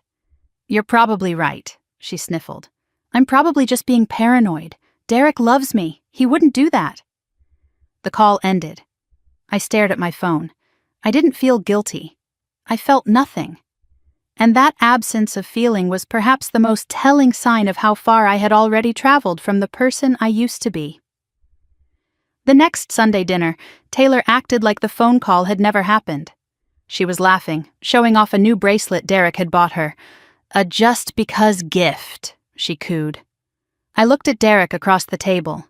He met my eyes and looked away quickly. He knew that I knew, and now we both had secrets. 6 weeks before the dinner, pieces of a larger puzzle began falling into place. At family gatherings, I noticed Taylor and Derek huddled in corners with Margaret, whispering conversations that stopped when I approached. Documents appeared and disappeared. My father looked increasingly confused and withdrawn, signing papers that were placed in front of him without seeming to understand what they contained. One afternoon, I cornered Donald in the garage while the others were inside. "Dad, what's going on? What are those papers Taylor keeps bringing over?" His face was gray, exhausted. "Nothing, just some financial planning." "What kind of financial planning?" He wouldn't meet my eyes. "Your mother says it's for the best, in case something happens to us, so there's no confusion about who makes decisions." My blood ran cold. "What kind of decisions?" "I don't know, Katie. Legal things. Taylor explained it, but I didn't really understand." I investigated that evening. In my parents' home office, I found a draft document in the printer tray, probably printed for review before the final version was prepared. Power of attorney, granting Taylor and Derek full control over Margaret and Donald's financial decisions. The authority to manage bank accounts, investments, property, including the right to sell assets, including the right to sell the house my parents currently lived in. The house I had been paying the mortgage on for 3 years. This wasn't just greed. This was a takeover. If my parents signed this, Taylor and Derek would control everything. They could sell the house, pocket the money, put my parents in whatever nursing home they chose. They could liquidate every asset, make every decision, answer to no one. All while I continued paying bills for a family that had cut me out completely. The phone call came 1 month before the dinner. Margaret's voice was unusually warm, which immediately raised my suspicions. "Catherine, we're having a special family dinner next month. A family financial planning meeting. Taylor and Derek have some ideas they want to share with everyone." Family financial planning. The same words Donald had used. "It's important that everyone is there. We need to make some decisions together, as a family." This was it. The moment they would ask me to sign something, or ask for more money, or both. "Of course, Mom. I'll be there." "Wonderful, Sunday the 15th. Don't be late." I hung up and looked at the red folder on my desk. 47 pages. 3 years of evidence. 1 chance. I called Robert Whitfield. "I think the day is coming." What do you need from me? Just be available, in case things go wrong. They will go wrong, Ms. Blake. That's the point of what you're doing. A pause. Call me after, whatever happens. I spent the next 4 weeks refining the folder. I added the power of attorney draft. Page 46 of 47. I created a timeline summary showing every payment, every lie, every contradiction. Page 47 of 47. I practiced what I would say, when I would say it, how I would stay calm when they attacked. I bought a new tote bag, large enough to hold the folder, sturdy enough to carry the weight of what was coming. On the morning of Sunday the 15th, I woke early. I showered, dressed carefully. Not my usual oversized sweater that made me invisible. Navy blazer, tailored pants, professional but powerful. The clothes of someone who meant business. I looked in the mirror. I didn't recognize myself. Good. The red folder sat in the tote bag on the passenger seat as I drove to Glastonbury. 45 minutes without music, without distraction. My mind was clear, sharp, focused. I pulled into my parents' driveway at exactly 5 o'clock. Taylor's SUV was there. Derek's sedan. No escape for anyone. I took a breath, picked up the bag, walked to the front door. I had spent 3 years giving them everything. 3 years of silence, sacrifice, and being called useless while keeping their lives afloat. Tonight, the silence would end. Tonight, they would hear every word they had never let me say. I rang the doorbell. Margaret opened the door with a smile that didn't reach her eyes. "Catherine, come in. We have so much to discuss." I stepped through the front door of my parents' house, and the tote bag on my shoulder felt heavier than its actual weight. The red folder inside contained 47 pages, but it might as well have been made of lead. Margaret's smile was too wide, too welcoming. The smile of someone who wanted something, not someone who was happy to see me. "Catherine, you're right on time. Come in, come in." The smell of overcooked roast beef hit me immediately. The same meal she had been making for 40 years. The same slight char on the edges, the same canned gravy. The grandfather clock in the hallway ticked steadily, marking time in a house I had helped keep from foreclosure. Ice clinked in glasses from the living room. Taylor's perfume, expensive, cloying, probably purchased with money I had provided, hung in the air. My heart was steady. I had expected nerves, racing thoughts, second-guessing. Instead, I felt calm. 3 years of preparation had led to this moment. The only questions left were when to strike and how hard. I had walked through this door hundreds of times. As a child, eager to please. As a teenager, desperate to belong. As an adult, conditioned to serve. But this time was different. This time, I wasn't walking in as a daughter. I was walking in as a witness. And I had brought the evidence. The living room held the familiar cast of characters, each playing their designated roles. Taylor was perched on the love seat, scrolling through her phone without looking up. She wore a new dress, burgundy silk, at least $400 by my estimate, and her nails were freshly done, a manicure that cost more than some people's grocery bills. She offered an air kiss in my general direction without making eye contact. "Hey, sis!" Derek stood by the window, drink in hand, phone in the other, his body language tense and distracted. He nodded at me without meeting my eyes, something he had been doing since I discovered his affair with Amy Chen. "Catherine." The single word was all he offered before returning to whatever was on his screen. Running from something, I thought, or running to someone. My father sat in his recliner, looking smaller and more diminished than I remembered. When I approached, he reached for my hand. His grip was weak, trembling, the grip of a man who had surrendered to forces he no longer tried to understand. "Katie."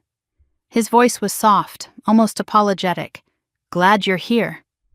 He was the only one who still called me by my childhood name. Something in his tone made me pause, a warning perhaps, or a preemptive apology for what was coming. Ethan came downstairs and his face actually brightened when he saw me. "Hey, Aunt Catherine." It was the warmest greeting I had received. He sat on the couch, AirPods around his neck, watching the adults with wary, knowing eyes. He was 16 years old, and he saw more clearly than anyone else in this family. As I set down my tote bag by the chair I always occupied, alone on one side of the dining table facing the unified front of Taylor and Derek, I noticed something on the coffee table. A blue folder. Official-looking documents peeking from the edge. I recognized the letterhead. Hartford County Real Estate Associates. My stomach tightened. They had already started. Whatever they were planning tonight, it was further along than I had anticipated. Margaret clapped her hands with theatrical flourish. "Everyone to the table. I've made something special for this important evening." Important evening. I filed the phrase away, adding it to the mental catalog of warning signs. The seating arrangement was deliberate. Margaret at the head, Donald at the opposite end, Taylor and Derek on one side, me alone on the other. Ethan was banished to the kitchen counter. Adult conversation tonight, sweetie, which only confirmed my suspicions. They had planned this. I was strategically isolated. Margaret served dinner with the self-congratulatory air of someone presenting a masterpiece. The roast beef was overcooked, the mashed potatoes lumpy, the green beans from a can. But she acted like Julia Child unveiling a culinary triumph. The small talk was forced, superficial, weather, traffic, neighborhood gossip about people I barely knew. Taylor mentioned her busy week despite having no job. Derek talked about big deals at the car dealership, despite his sales numbers being down. I knew because I had looked, back when I was trying to understand how they could afford so little and spend so much. Margaret complimented Taylor's dress, her hair, her glow. She asked about Derek's work, Ethan's school, their vacation plans. No one asked me anything about my life. When I mentioned my promotion possibility, Margaret interrupted mid-sentence. "That's nice, dear. Taylor, tell us more about that client you mentioned." The client that didn't exist. The interior design business that had never materialized. But questioning Taylor's fantasies was not allowed in this house. I ate mechanically, waiting. My mind was on the red folder in my bag, the blue folder on the coffee table. 2 folders in this room, 2 different versions of the truth. Halfway through dinner, I excused myself to use the restroom. In the hallway, away from the dining room's sightlines, my father appeared. He was pretending to head to the kitchen, but his movements were too purposeful. He grabbed my arm, his grip surprisingly strong. His voice dropped to an urgent whisper. "Katie, whatever they ask tonight, be careful." "What do you mean, Dad?" His eyes were wet, conflicted. "I know you've done more than they say, more than anyone knows. I should have—" Margaret's voice cut through from the dining room, sharp and commanding. "Donald, where did you go?" He released my arm like it was electrified. "Coming, dear." And he shuffled away without another word, his brief moment of courage extinguished by decades of conditioning. I watched him retreat to the dining room, shoulders hunched in defeat. He knew something, maybe everything, but he was too afraid of Margaret to speak. For the first time, I felt something other than disappointment toward my father. I felt pity. He was as trapped as I had been. The difference was, I was about to break free. After the plates were cleared, Margaret remained standing. She clinked her glass like she was hosting a gala rather than a family dinner in a house she couldn't afford. "Now then, let's discuss why we're all here." She gestured to Taylor and Derek like a game show host presenting prizes. "Taylor and Derek have been doing some thinking about our family's future." Taylor cleared her throat, putting on her serious face. "As you all know, Grandma Eleanor left us her house on Maple Lane." Left us. The lie flowed so easily from her lips. I knew the truth. That house had been transferred solely to Taylor 4 years ago, based on Margaret's deliberate misinterpretation of the will. But I stayed silent. Let them dig their hole deeper. "The house has been a wonderful asset," Taylor continued, using words she had clearly rehearsed. "But we think it's time to consider new options." Derek shifted into his salesman voice, smooth, reasonable, utterly false. "The market is hot right now. Property values are at an all-time high. This is an ideal time to sell." They proposed selling Grandma Eleanor's house for approximately $420,000. After fees and taxes, roughly $380,000 to split fairly among the family. Taylor made air quotes around the word fairly, as if fairness were a quaint concept that didn't really apply. But the details of their fairness emerged quickly. My share would be $50,000. Taylor's share would be $190,000. Or, alternatively, I could buy Taylor out for $250,000 to keep the house in the family. $250,000. For a house that should have been mine.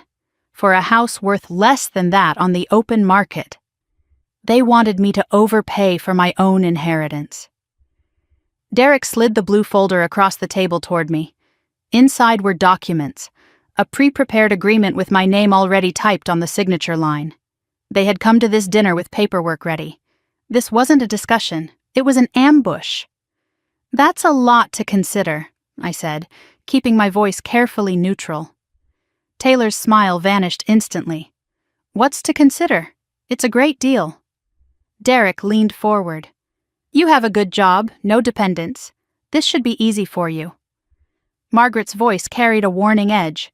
We're giving you first right of refusal. That's generous. Generous. They were offering to sell me my own inheritance at a premium after stealing it in the first place. And they called it generous. I asked for time to think. The temperature in the room dropped 10 degrees. Think, Taylor's voice rose.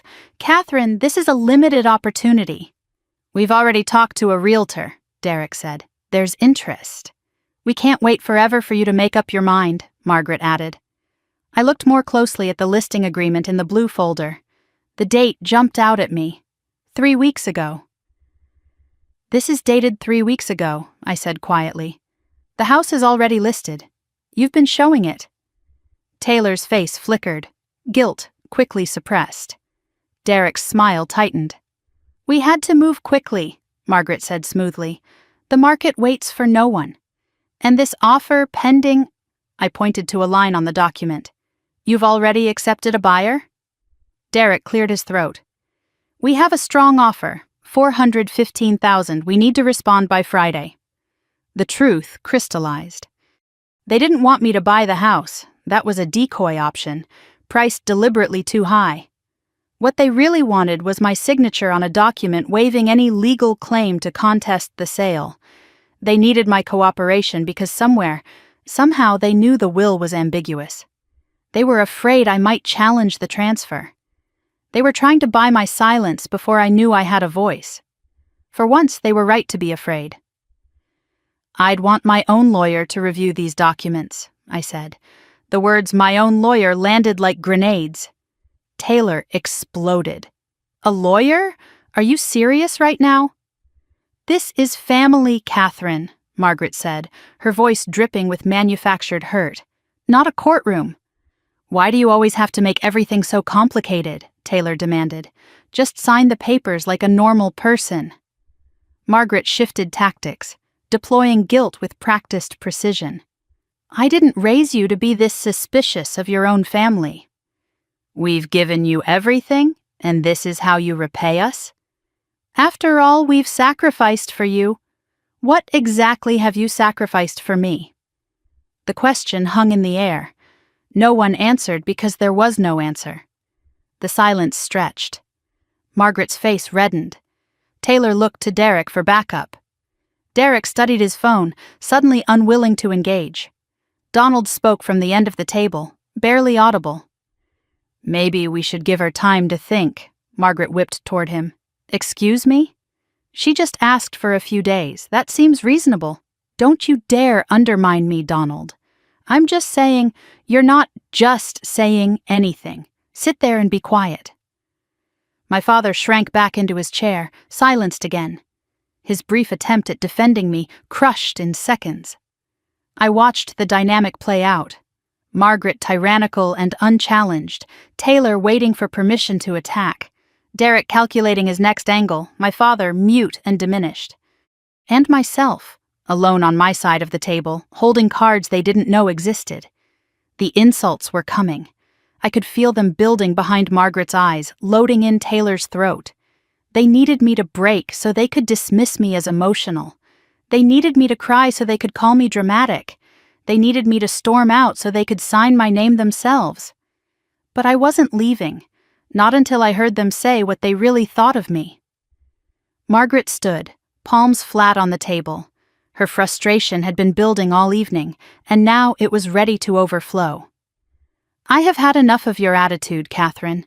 We are trying to do something good for this family, and you sit there with your silence and your suspicion." "Just say what we're all thinking, Mom," Taylor interjected. Derek nodded. "Exactly. It's about time someone did." Margaret's eyes narrowed. She took a breath, the deep, dramatic inhale of someone about to deliver a speech they'd been rehearsing in their head for years. "You know what you are, Catherine?" I felt it coming. The final blow. The words she had been holding back for 48 years. My hand drifted down to my tote bag. My fingers found the edge of the red folder. Margaret's next words would change everything. They would be the most honest thing she had ever said to me. They would be cruel and unfair and absolutely unforgivable. And they would be the last lie about me that I would ever let stand unchallenged. "You're useless trash, Catherine. You always have been. You're useless trash, Catherine. You always have been."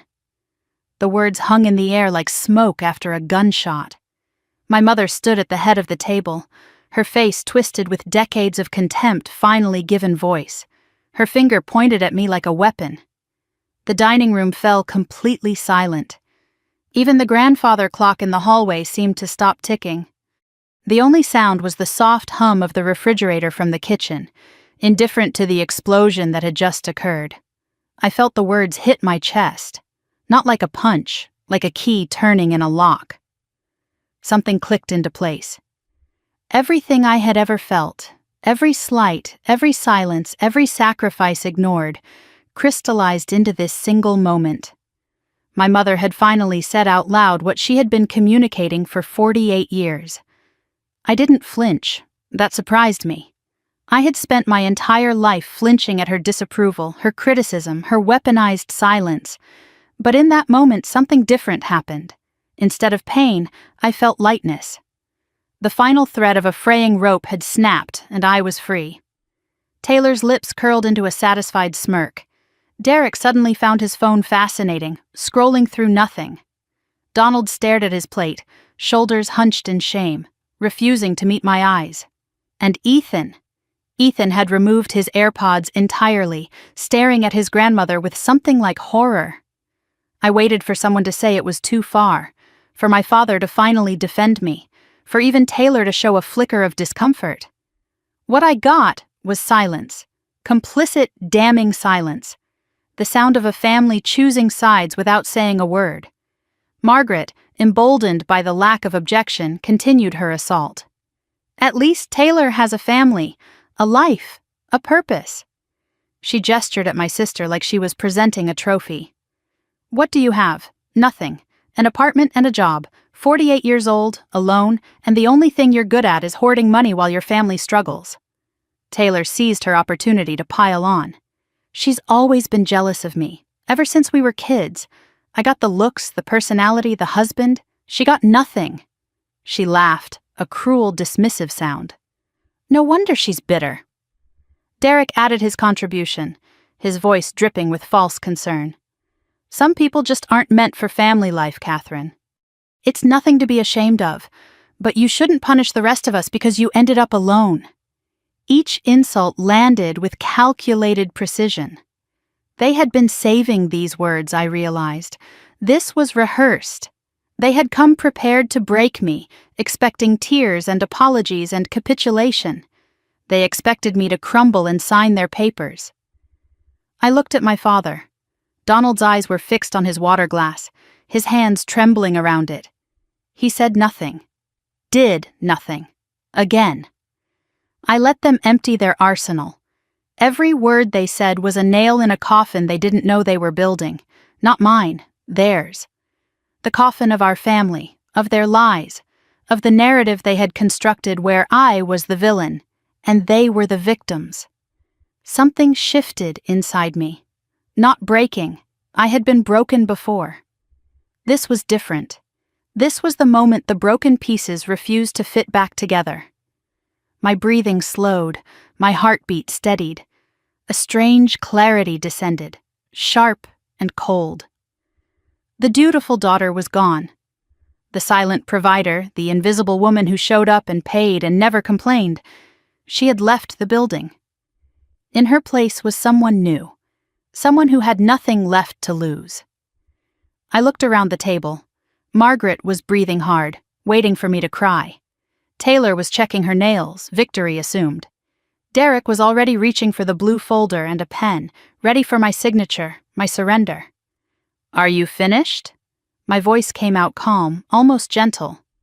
Margaret blinked, thrown off balance. "What?" "I asked if you were finished. I want to make sure you've said everything you needed to say." Taylor rolled her eyes. "We've said plenty." I nodded slowly. "Good, because now it's my turn." I bent down, slowly, deliberately. My hand found the tote bag by my chair. I pulled out the red folder, thick, heavy with truth, and placed it on the table with a soft thud. The reactions were immediate. Margaret frowned. "What is that?" Taylor scoffed. "Oh God, what now?" Derek leaned back, his salesman confidence faltering. Donald looked up, and what little color remained in his face drained away completely. Ethan leaned forward, sensing that something important was about to happen. I stood. I didn't raise my voice. I didn't need to. The power in the room had shifted, and everyone felt it. "You called me useless trash, Mom. You said I've never done anything for this family. You said I hoard money while you struggle." I placed my hand flat on the red folder. "So I have a question for you." I looked directly at Margaret. My voice was steady, clear, cutting through the silence like a blade. "Then who exactly has been paying your mortgage for the last 3 years?" The question detonated in the room. Margaret's face froze mid-expression, her mouth half open. Taylor's smirk vanished. Her fork slipped from her fingers and clattered against her plate, the sound echoing in the stunned silence. Derek's phone slid from his hand onto the table.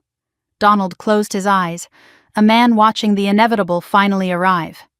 For 3 full seconds, no one breathed. The only sound was Taylor's fork still vibrating against the china. I watched each face process the question, confusion giving way to calculation, calculation giving way to fear. They didn't know how much I knew, but they knew I knew something. And that terrified them. Margaret recovered first, her voice too sharp, too defensive. "What are you talking about? The mortgage is paid. Your father and I handle our own bills." I opened the red folder. Page 1, bank statement from 3 years ago. I turned it so they could see the highlighted lines. "See this transfer? $6,200. That's my money, going to an account that pays your mortgage." I flipped the page. Page 2, same thing, next month. Page 3, page 4, page 5. Taylor interjected, her voice rising. "So you helped with a few payments."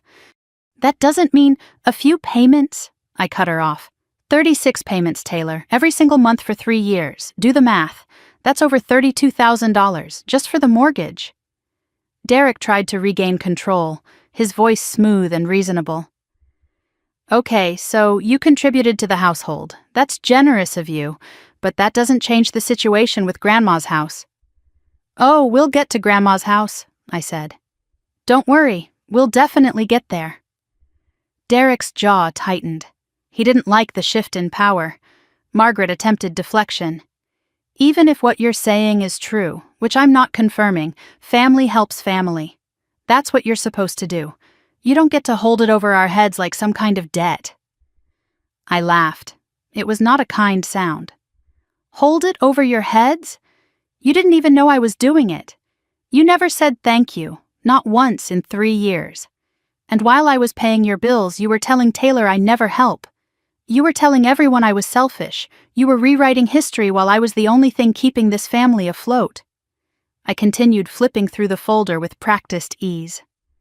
Page 12, credit card statements for Mom's card, spa treatments, home decor, that wellness retreat you took last spring. I looked up at Margaret. Total, $8,500. I paid that too. Margaret sputtered. I never asked you to. You didn't have to ask. The bills came to the house. Past due, final notice. I paid them so you wouldn't destroy your credit completely. I paused. You're welcome, by the way. Page 22. I turned to Taylor. Remember your candle business?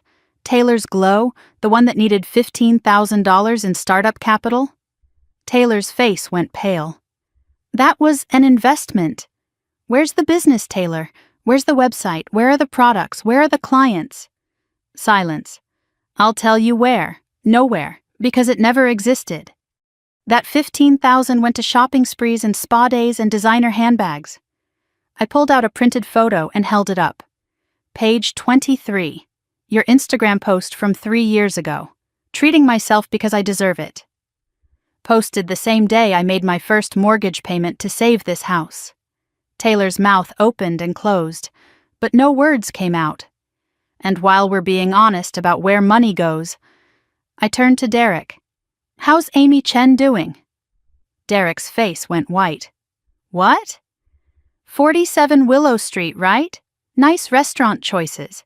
The hiking trails are lovely this time of year. Taylor whipped toward her husband. Who is Amy Chen? That's not, Derek stammered. She's lying, he managed. She's trying to distract. I held up my phone. I have photos. Would you like to see them? Derek fell silent. Taylor's hands began to shake. She stared at her husband, confusion and suspicion and dawning horror warring on her face. Derek, who is she talking about? He couldn't meet her eyes. I returned to the folder. Let me give you the full picture. Mortgage payments over 3 years, $32,000. Credit card bailouts, $8,500. Taylor's fake business, $15,000. Property taxes I covered, $3,500. Plus the countless small loans that were never repaid. I paused for effect, letting the numbers sink in. Grand total over $50,000. The number hung in the air. $50,000 I gave to this family, while being told I was selfish, while being called useless trash, while being excluded from family trips and mocked behind my back. I looked at Margaret. And while being written out of my grandmother's will. Margaret's hand went to her throat. Mom, do you want to tell everyone about Grandma Eleanor's actual wishes? Or should I? Taylor's confusion deepened. What about Grandma's will? I pulled out another page, a photocopy of Eleanor's letter. Grandma Eleanor left a will. You all know that. What you don't know, what Mom made sure you didn't know, is what it actually said. I read directly from the document. The house on Maple Lane was left to the granddaughter who demonstrates care for the family. Ambiguous language, open to interpretation. Right, Taylor said slowly. And that's me. I got the house. Mom said, you got the house because Mom decided it should be you, not because Grandma intended it. I held up Eleanor's handwritten letter. Grandma wrote me a letter. I found it 8 months ago, hidden in a box she left me. A box Mom dismissed as worthless. I read aloud, my voice steady despite the emotion swelling in my chest. My dearest Catherine, you are the heart of this family, even if they don't see it. The house on Maple Lane is meant for you, for the one who truly cares for this family. Don't let your mother convince you otherwise. I looked up. Sound familiar, Mom? Margaret's face had gone gray. That letter it's out of context. Mother was confused at the end. I also spoke to Richard Holloway, Grandma's original lawyer. He confirmed her intent. He has documentation. He advised you... I pulled out the email, reading directly. That both granddaughters could arguably qualify under the will's language. He recommended you discuss it with me before making a unilateral decision. I set down the email. Your response was 3 words. Proceed as instructed. You committed fraud, Mom. You stole my inheritance. And Taylor benefited from that theft for 4 years while I paid your bills. Taylor turned on Margaret, her voice cracking. You told me Grandma wanted me to have it. You said Catherine didn't care about family things. Margaret opened her mouth, but nothing came out. Was any of that true? Taylor demanded. Have you been lying to me too? The alliance was fracturing. I watched with grim satisfaction as the predators began to turn on each other. I straightened, squaring my shoulders. Here's what's going to happen. That sale stops. Today. Right now. You can't, Derek started. I have enough evidence to contest the deed transfer and tie this property up in court for years. Your pending offer? It's gone. No buyer will touch a house with a disputed title. This is ridiculous, Margaret said, but her voice had lost its force. You can't just... I'm not asking for the house back. Not yet. But you will not sell it without my consent. And the $50,000 I've given this family over the past 3 years? I met each of their eyes in turn. Consider it a loan that's now due. Taylor's voice was shrill. We don't have that kind of money. Then I suggest you figure it out. Sell some of those handbags. Cancel the spa memberships. Get jobs. Do what the rest of us do when we need money. Earn it. I gathered the folder, leaving several pages scattered on the table for them to review. You called me useless trash. My voice was calm, almost conversational. But let me tell you what I see at this table. A mother who stole from both her daughters, one openly, one secretly. A sister who took everything and gave nothing. A brother-in-law who's cheating on his wife while bleeding her dry. And a father... My voice softened slightly as I looked at Donald. A father who watched it all happen and said nothing. Donald's eyes were wet. He nodded once, accepting the verdict. Dad, I don't blame you entirely, but your silence made you complicit. It's too late to change what happened. I picked up my tote bag and walked toward the door. Behind me, the chaos began to erupt. Taylor screaming at Derek about Amy Chen. Margaret shouting at Taylor to calm down. Derek's chair scraping back as he tried to escape down the hallway. I heard my name being called. Margaret's voice demanding I come back. Taylor's accusations, now directed everywhere at once. The sound of a family imploding. I opened the front door and stepped out into the cool night air. I didn't look back. I walked to my car, got in, and sat behind the wheel. My hands were steady. My breathing was even. For the first time in 48 years, I had said everything I needed to say. I had shown them who I really was, not the useless trash they believed me to be, but the only person who had ever held their world together. And now they would learn what it felt like when I let go. I started the engine and drove away, leaving the chaos of my family behind me. In the rearview mirror, the house grew smaller and smaller until it disappeared. I didn't look back, not once. I sat behind the wheel of my car, engine running, hands gripping at 10 and 2. The front door of my parents' house was still visible in the rearview mirror. I could see silhouettes moving behind the windows, chaos in motion, shapes colliding and separating. Margaret's voice carried through the night air, muffled but unmistakably furious. My hands began to shake. Not during the confrontation. During, I had been steady as stone. But now, alone in the dark with the engine humming, the delayed reaction hit me like a wave. My breath came in short bursts. I realized I had been holding tension in my shoulders, my jaw, my entire body for 3 years. Now it was releasing all at once, and I didn't know if I was going to laugh or scream or cry. I laughed. A strange, broken sound that surprised me. It echoed in the empty car, bouncing off the windows. Derek's sedan was already pulling out of the driveway behind me, headlights sweeping across the lawn as he fled the scene. I didn't know where he was going. To Amy Chen's apartment, probably, or just anywhere that wasn't inside that house with his wife's accusations ringing in his ears. I put the car in reverse and backed out of the driveway, one last look at the house in the mirror. The home where I had grown up, where I had tried so hard to belong, where I had been invisible for 48 years. Then I drove away. I had imagined this moment 1,000 times. The confrontation, the revelation, the look on their faces when they finally understood what they had done to me. What I hadn't imagined was how quiet it would feel afterward. Not triumphant, not vindicated. Just quiet. Like the silence after a storm passes, when you're still not sure if it's really over. 2 minutes after leaving, my phone buzzed in the cup holder. I glanced down at the screen. Margaret.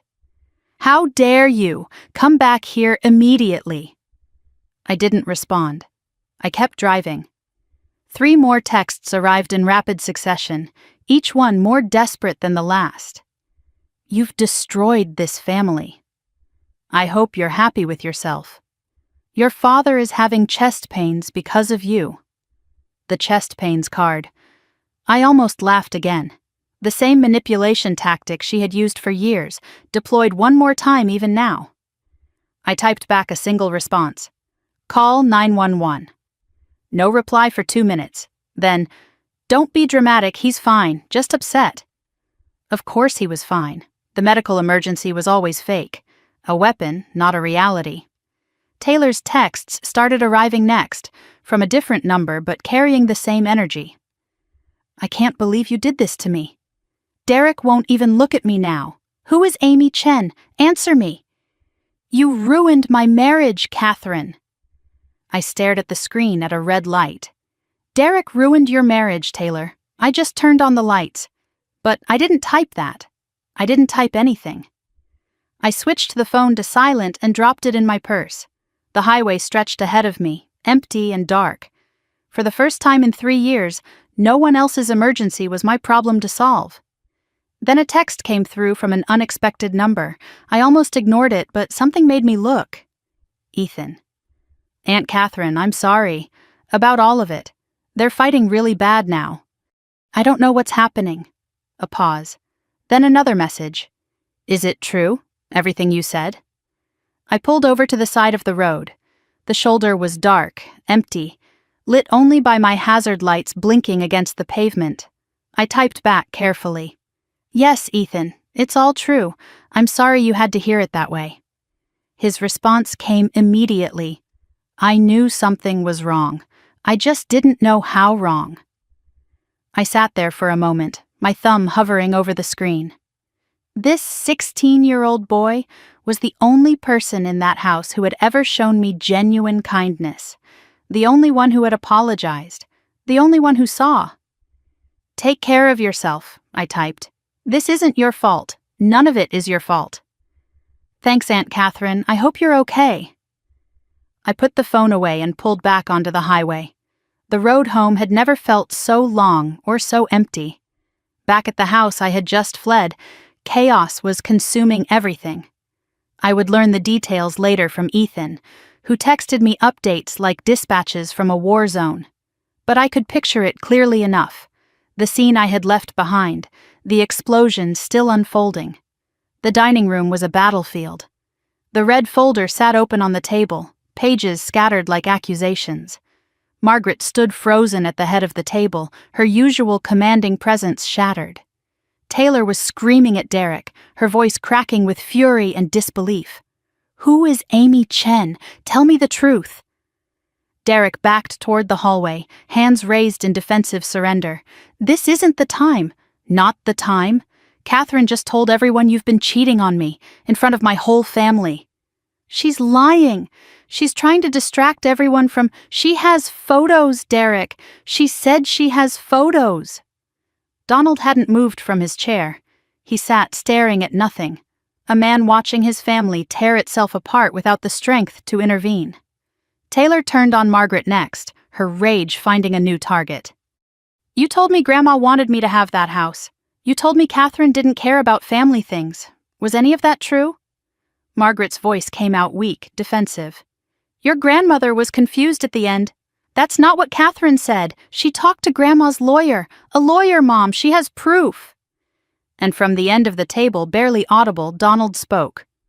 She always had proof. She just never used it. Both women turned to stare at him. What are you talking about? Margaret demanded. Donald's voice was hollow, exhausted. I knew what Catherine was doing, paying our bills, keeping us afloat. I knew, and I said nothing. He looked up at his wife, his eyes wet with tears he no longer tried to hide. I watched what you did to her, for years, and I said nothing.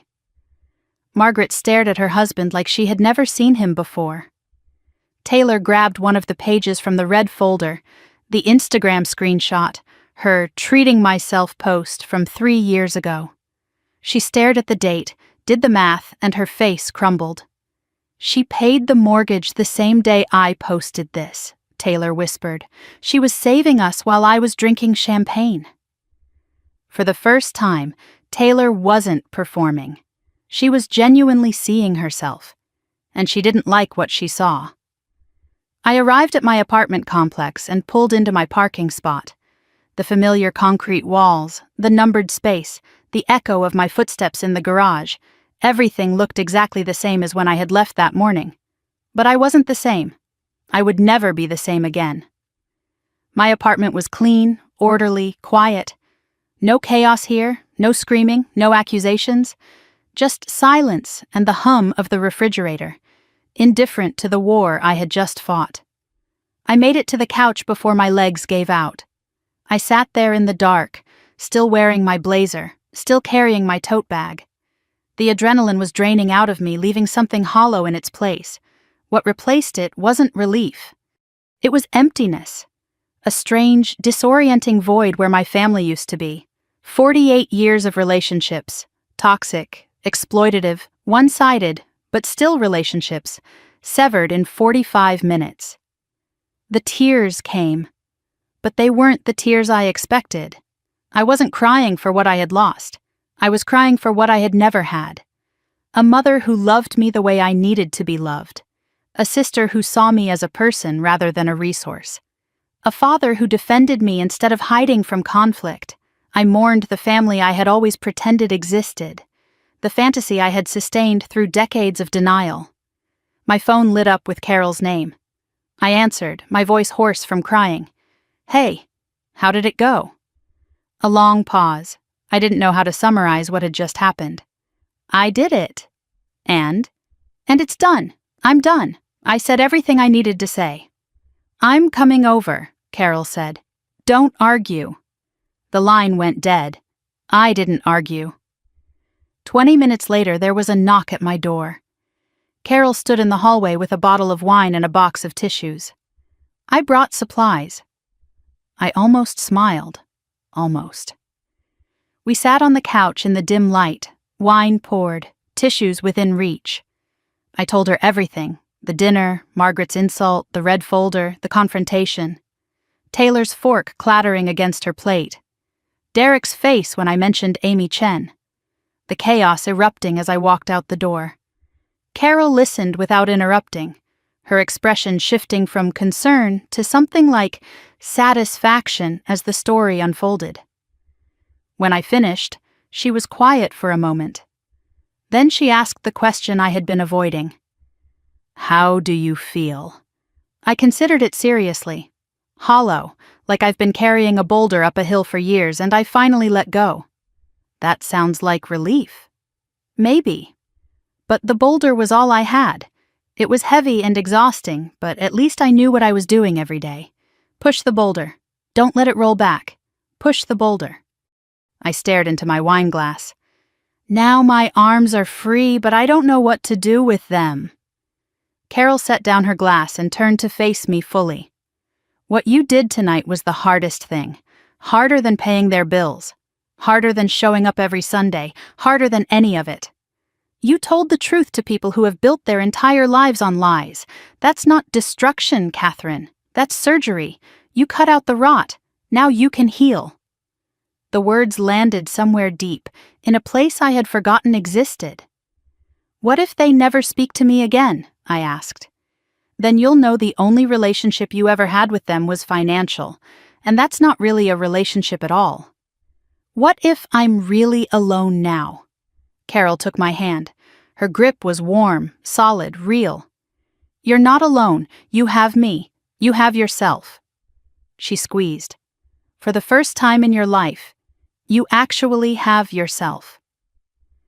Later that night, after Carol had gone home, I noticed the voicemail notification on my phone. Donald's number. My father had never left me a voicemail in my entire life.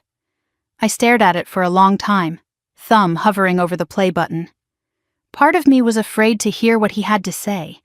Part of me was afraid he would try to guilt me into coming back. Part of me was afraid he would say nothing meaningful at all. Finally, I pressed play. His voice was tired, older than I remembered, cracked with emotion. "Katie, it's Dad." A long pause, the sound of breathing, of someone gathering courage. "I don't expect you to forgive me. I don't deserve it. I watched your mother. I watched what she did. To you, to your grandmother's wishes. I knew about all of it. The money you sent, the sacrifices you made. I knew." Another pause. I heard him swallow hard. "I should have said something. I should have protected you. I should have been your father instead of your mother's silent accomplice. I didn't, and there's no excuse for that." His voice broke on the next words. "I just want you to know you were right about everything. You were right and I was a coward." The longest pause yet. When he spoke again, his voice was barely a whisper. "And I'm proud of you, Katie, for finally saying what I never could. That's all. I love you." Click. I lay in the dark, phone pressed to my chest, listening to my own heartbeat. I played the message 3 more times. "I'm proud of you." 4 words I had waited 48 years to hear.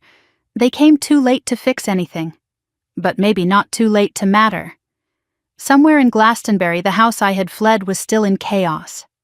Margaret was reading page after page of the evidence I had left behind, her hands shaking as she confronted the scope of what Catherine Blake had documented. The narrative she had controlled for decades was crumbling. Taylor was locked in the guest room, sobbing. Real tears now, not performance. Her marriage was in flames. Her carefully constructed image as the beloved daughter was exposed as a fraud. And the sister she had dismissed as useless had turned out to be the only thing standing between her family and complete ruin. Derek was driving aimlessly through the Connecticut night, ignoring Taylor's calls, trying to calculate how much Catherine knew and how much damage had been done. His affair was exposed. His debts, the ones he had hidden from everyone, including his wife, were about to surface. The life he had built on lies was collapsing. And I was here, in my apartment, alone but not lonely, damaged but not destroyed. I finally fell asleep near 3 in the morning.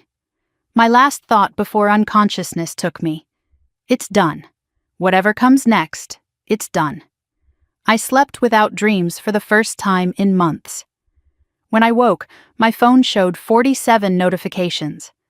47, the same number as the pages in my folder. I didn't read them. I made coffee, watched the sunrise through my window. Let them wait. For 3 years, I had jumped every time they called. I had dropped everything to solve their problems, soothe their emergencies, fund their lifestyles. Now they could learn what it felt like to be ignored. The next 3 months would be the most chaotic of their lives. The blocked sale, the collapsed marriage, the financial reckoning they had postponed for so long. And for once, I wouldn't be there to clean up the mess. I woke on Monday morning to sunlight streaming through my window, and for a moment I forgot what had happened. Then it flooded back. The dinner, the folder, Margaret's face, Taylor's fork clattering against her plate. And I lay still, waiting for the dread to arrive. It didn't come. I checked my phone. The 47 notifications from last night had multiplied to 73. Text messages, missed calls, voicemails, an avalanche of demands I had no intention of answering. I didn't read them. Instead, I showered, made coffee, ate breakfast, a real breakfast, eggs and toast and fresh fruit, the kind of meal I usually skipped because I was too busy solving other people's problems to take care of myself. The routine felt revolutionary. No emergencies to manage, no crises to solve, no guilt-laden phone calls to answer before my first cup of coffee. My phone buzzed continuously on the kitchen counter. I let it buzz. I called my office and spoke to my assistant. "I'm taking a few personal days. Family matter." "Is everything okay, Ms. Blake?" I paused, considering the question. It will be. I hung up and stared out my window at Hartford's skyline, gray and familiar, and somehow different than it had looked the day before. I had never taken personal days for myself, always for them, rushing to Glastonbury for some manufactured emergency, driving my father to appointments, fixing problems I hadn't created. For 3 years, I had been on call for every crisis, every demand, every manipulated catastrophe. That Monday morning, I took myself off the schedule. The world didn't end. The sun still rose. And somewhere in Glastonbury, my family was learning what it felt like to handle their own problems. Monday afternoon, my phone rang with a number I recognized. Robert Whitfield. Ms. Blake, I received some interesting calls this morning. Let me guess, my family's real estate agent? Among others. I could hear the dry amusement in his voice. Derek Kensington called 3 times before 9 o'clock. He was agitated. I settled into my couch, allowing myself a small smile. What's the situation? Whitfield explained. The pending offer on Grandma Eleanor's house required clear title. Clear title required all potential claimants to sign off on the sale. My challenge to the deed transfer, the one I had threatened at the dinner, gave me legal standing as a potential claimant. Without my signature, the sale could not proceed. The buyer's deadline is Friday, Whitfield continued. If the sale falls through, they lose the offer. Your sister and brother-in-law were counting on that money. What do you recommend? That's not my decision to make, but you have leverage now. How you use it is up to you. I thought about Taylor's smirk at the dinner table, Margaret's contempt, the years of being called selfish while I funded their lifestyles. I'm not signing anything. Not yet. Understood. What's your timeline? Let the deadline pass. Let them sweat. I'll decide what I want when I'm ready. And after that? I don't know yet. Maybe I'll pursue the legal challenge. Maybe I'll let it go. But right now, I want them to understand something. What's that? That I'm not useless, that I never was. Before hanging up, Whitfield added something that made me pause. One more thing. Derek Kensington called me directly this morning, offered to make it worth my while if I could convince you to sign quickly. He tried to bribe you? He didn't use that word, but yes, I declined, of course. However, you should know they're getting desperate. Desperate people can be unpredictable. I filed that information away. Desperation made people dangerous, but it also made them careless. Tuesday morning, I went to my regular cafe, craving the simple pleasure of normalcy. I ordered my usual latte, found a quiet corner table, and settled in with a book I had been meaning to read for months. I was halfway through my drink when a shadow fell across my table. Taylor stood there looking like she hadn't slept in days. No makeup, hair unwashed, eyes red and swollen. She was wearing yoga pants and an old sweatshirt, a far cry from the designer dresses she usually paraded in. We need to talk. I didn't invite her to sit. She sat anyway, dropping into the chair across from me like her legs couldn't hold her anymore. Do you have any idea what you've done? Her voice was hoarse, ragged. I told the truth. That's all I did. Derek left. She spat the words like an accusation. He's been staying at a hotel since Sunday. He won't answer my calls. Is he with Amy Chen? Taylor flinched at the name. I don't know. He won't tell me anything. That sounds like a Derek problem, not a Catherine problem. This is your fault. Her voice rose, drawing glances from other customers. If you hadn't said anything about that woman, if you hadn't humiliated me in front of everyone. Derek was cheating on you for 8 months, Taylor. I didn't make him do that. I didn't force him to lie to you. All I did was turn on the lights. You exposed it in front of my whole family. My son heard everything. And you've been lying about me to that same family for years. You told everyone I was selfish, that I never helped, that I hoarded money while you struggled. You let them believe I was the villain while I was the only thing keeping your world from collapsing. Taylor's face contorted. That's different. How? How is it different? She couldn't answer. Her anger shifted, morphing into something more desperate. "Catherine, please, I need that house sale to go through. Derek and we have debts, serious debts, credit cards, the car loan, Ethan's school tuition. If this sale falls apart, we lose everything." I took a sip of my latte. "And that's my problem because we're sisters." Her voice cracked. "Blood. Doesn't that mean anything to you?" I set down my cup and looked at my sister. Really looked at her. The woman who had taken my money for years without gratitude, who had laughed at me with our mother in the kitchen, who had accepted a house that should have been mine and never once questioned whether that was fair. It meant something to me for 48 years, Taylor, during which time you took my money, mocked me behind my back, and let Mom give you my inheritance. I leaned forward. So no, right now sisters doesn't mean much at all. Taylor's face hardened. The tears dried up instantly, confirmation that they had never been real. "You're going to regret this, Catherine." Her voice was cold now, stripped of pretense. "Mom has ideas, plans. You think that folder of yours matters? We'll find a way around it." She stood, knocking her chair back with a screech. "You've made yourself an enemy today. I hope you understand that." I watched my sister storm out of the cafe, disappearing into the Tuesday morning crowd. I felt nothing. No guilt, no fear, no second guessing. That absence of emotion was the most telling sign of how far I had already traveled from the person I used to be. Wednesday brought the first concrete consequence of my absence. My bank sent a confirmation. The recurring transfer to my parents' account had been canceled. For 3 years, on the first of every month, $2,000 had flowed automatically from my account to theirs. That stream had now stopped. The first of the month was approaching. Without my contribution, the mortgage payment would bounce. The credit cards would go past due. The carefully constructed illusion of solvency would collapse. And I wouldn't be there to catch them.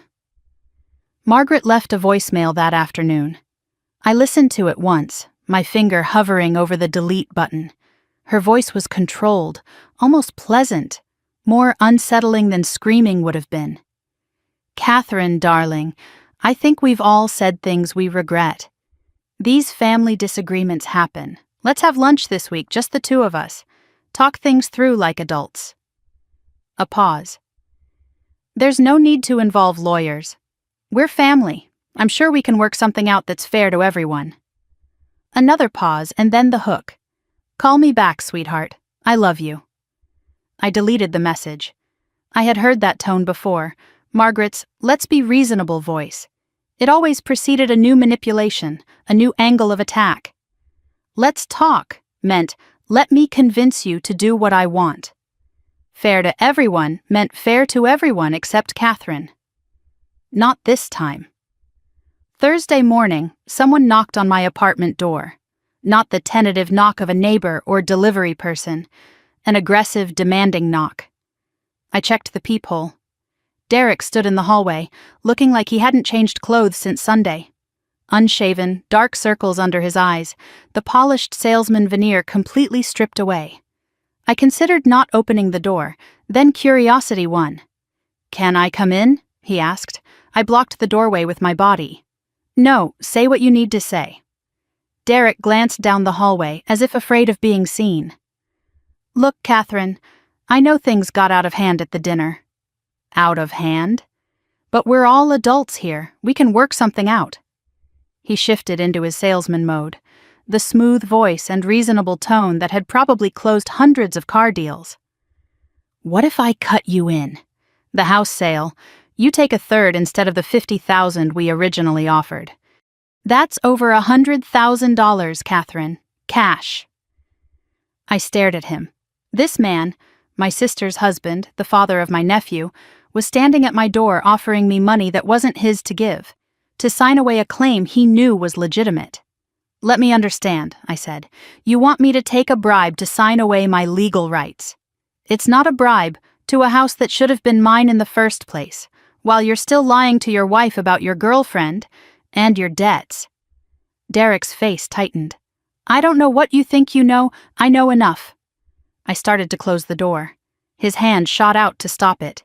"You're making a mistake, Catherine. You don't want us as enemies." I met his eyes, held them. "I've had you as family for 16 years, Derek. Enemies might actually be an improvement." I pushed the door closed, locked it, walked away.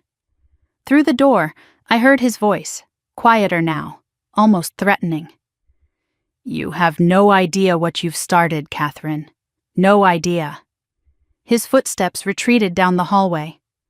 A moment later, the elevator dinged. I stood in my apartment, heart steady, mind clear. They kept telling me I would regret this. But the only thing I regretted was waiting so long. Thursday evening brought a different kind of knock. Softer, tentative, nothing like Derek's aggressive pounding. I checked the peephole and opened the door immediately. Ethan stood in the hallway, backpack over his shoulder, looking lost and young and completely out of place. "Hey, Aunt Catherine," his voice was small. "Mom dropped me at Grandma's house. She said she needed space to process. Grandma's on the phone screaming at some lawyer. I didn't know where else to go. I stepped aside. Come in." He shuffled past me, looking around my apartment like he had never seen it before. In a way he hadn't, not like this, not as a refuge from the chaos of his own family. I made him a sandwich. We sat at my small kitchen table and I let him eat before asking questions. "Are you okay?" Ethan shrugged, a teenager's armor against vulnerability. "Everything's falling apart. Dad won't come home. Mom cries all the time. Grandma says it's all your fault." He looked up at me, searching my face. "Is it? Your fault? What do you think?" He was quiet for a long moment. "I think you just stopped pretending. Everyone else has been pretending for years, about money, about Dad, about everything. You just stopped. That's pretty perceptive for 16. I've been watching for a long time. The way they talk about you, the way they take your money and then act like you're the problem." He shook his head. "I knew it was wrong. I just didn't say anything." "You're 16, Ethan. It wasn't your job to say anything." "But you noticed. That matters." His eyes were wet. He looked away quickly, embarrassed by the emotion.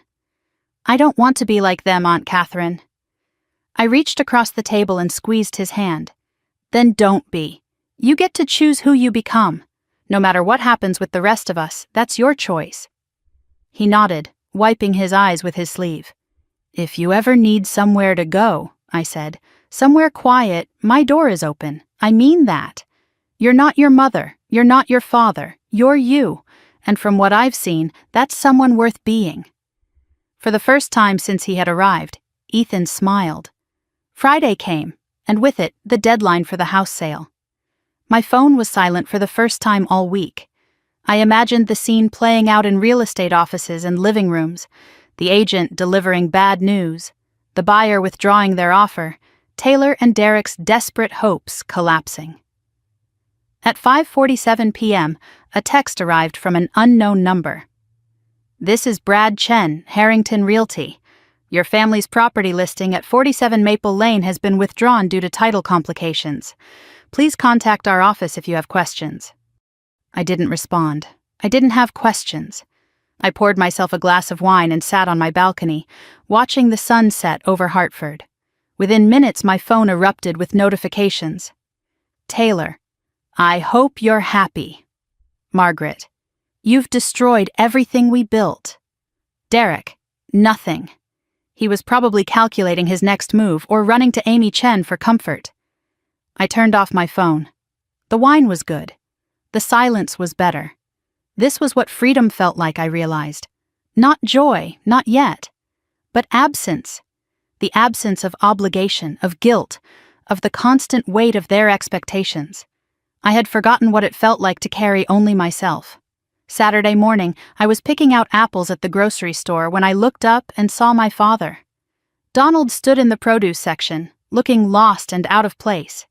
He was holding a cantaloupe like he had never seen one before, clearly uncertain what to do with himself in a grocery store without Margaret commanding his movements. He saw me at the same moment.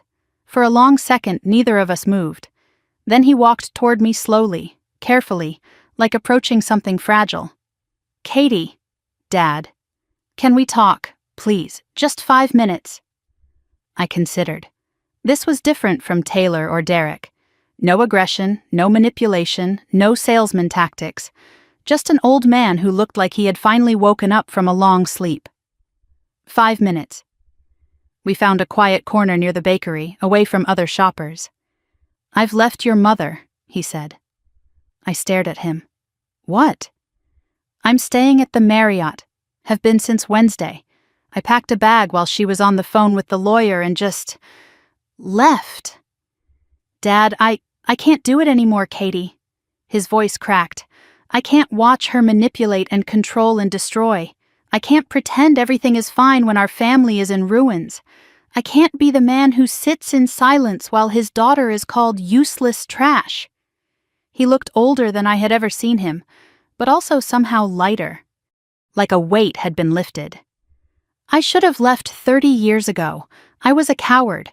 I chose peace over truth, and there was never any peace anyway, just the absence of screaming." "Why now?" I asked. "After all these years?" His eyes met mine, wet with tears. "Because you showed me it was possible. You stood up in that dining room and told the truth, and the sky didn't fall. You showed me that the truth doesn't kill you." He took a shaky breath. "The lies were killing me, Katie. I just didn't see it until you spoke." I didn't know what to say. My father, silent, compliant, invisible for my entire life, had finally found his voice. "I'm not asking for forgiveness," he said. "I know I don't deserve it. I just wanted you to know. What you did at that dinner was the bravest thing I've ever seen anyone do." He reached out and took my hand. His grip was trembling but firm. "I'm proud of you, Katie. I should have said that years ago, decades ago, but I'm saying it now." I squeezed his hand back, feeling something shift in my chest. Not forgiveness, not yet, but something. "It's a start, Dad." He nodded, accepting that. A start is more than I deserve. We stood there for a moment, father and daughter, surrounded by bread and pastries and the ordinary sounds of a Saturday morning. The world continued around us, indifferent to the small revolution happening in the bakery aisle. I had set out to tell the truth. I hadn't intended to destroy everything, but the truth, once spoken, has its own momentum. Over the next 3 months, I would watch my family fall apart completely. The foreclosure, the divorce, the stroke that would finally silence my mother's manipulations. And through it all, I would learn the hardest lesson of my life. You cannot save people who refuse to save themselves. All you can do is save yourself, and hope that's enough. I woke in a different bedroom than the one I had known for years. Not my old studio apartment with its cramped windows and view of the parking lot. This was a condo on the top floor of a building overlooking the Connecticut River. Sunlight streamed through floor-to-ceiling windows, painting golden rectangles on the hardwood floors. The space was clean, modern, and most importantly, mine. 3 months since the dinner that changed everything. I lay still for a moment, listening to the quiet. No frantic phone calls, no demands disguised as emergencies, no guilt-laden voicemails waiting to ambush me before my first cup of coffee. Just the soft hum of the city waking up and the distant cry of gulls over the river. 3 months ago, I was eating ramen to afford my family's lifestyle. Now I was drinking good coffee in a home I actually owned, watching the sun rise over water that sparkled like scattered diamonds. The math had been simple once I stopped pretending it was complicated. Without $2,000 a month flowing to Glastonbury, I could afford to live, really live, not just survive. I checked my phone, a habit I was learning to break. No messages from Margaret, no demands from Taylor. I had blocked them both 2 months ago, after the 20th attempt to guilt me back into the fold. The silence used to feel like amputation, phantom limbs aching where connections used to be. Now it felt like healing. In 3 months, everything had changed. Not because I did anything dramatic after that dinner, I simply stopped. stopped paying, stopped showing up, stopped pretending that my family loved me in any way that mattered. And without me holding the pieces together, the elaborate construction they had built on my labor collapsed completely. Turns out I wasn't the useless one after all. The financial dominoes fell exactly as I had predicted. Without my monthly contributions, the mortgage bounced in the first month, then the second. The bank sent notices, then warnings, then a foreclosure letter. Margaret tried to refinance, but her credit score had been destroyed by years of living beyond her means. Grandma Eleanor's house remained in legal limbo. My challenge to the deed transfer was still pending, and no sale could proceed until the dispute was resolved. The buyer, who had offered $415,000, withdrew when the title complications became clear. Taylor and Derek's emergency cash infusion evaporated before it ever arrived. Derek's exposure came 2 months after the dinner, and it came from an unexpected source. Amy Chen got tired of waiting, tired of secret hotel rooms and borrowed time, tired of a married man who kept promising to leave his wife but never did. She posted on social media, nothing explicit, nothing that could get her sued, but clear enough for anyone paying attention. Photos of Derek at restaurants he had claimed were business dinners. Hints about men who promise everything and deliver nothing. A passive-aggressive timeline of their relationship that left very little to the imagination. Taylor's friends saw it first, then Taylor saw it.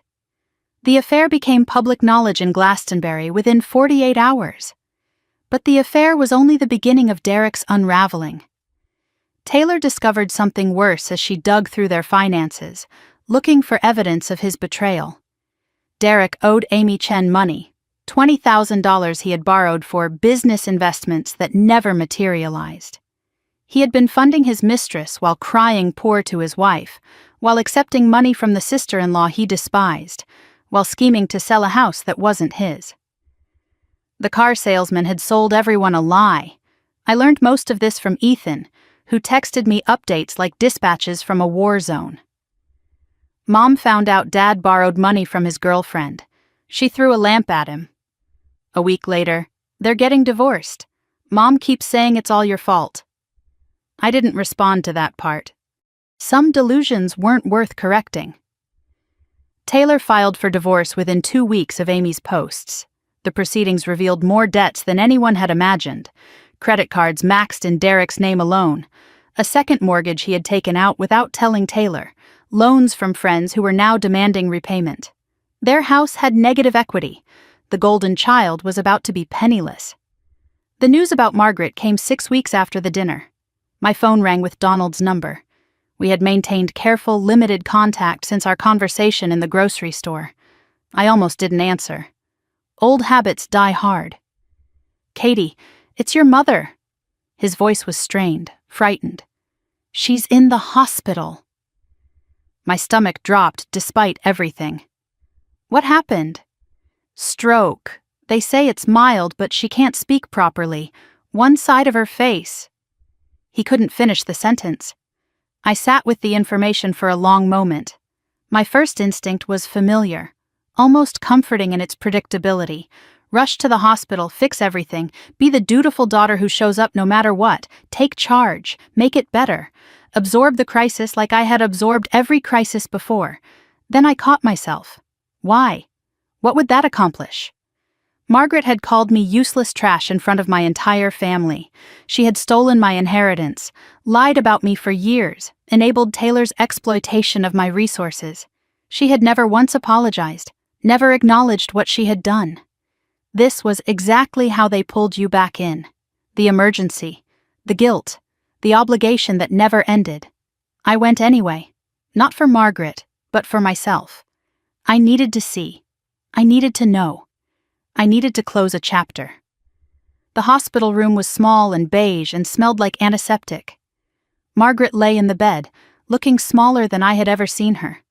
One side of her face drooped slightly, and when she turned her head and saw me, something flickered in her eyes. Hope, maybe, or calculation. Even now, I couldn't tell the difference. "You came." Her speech was slurred but understandable. "I came to see if you were okay." "You are." "Stay, we need to talk." I shook my head. No, Mom, we really don't. Everything that's happened.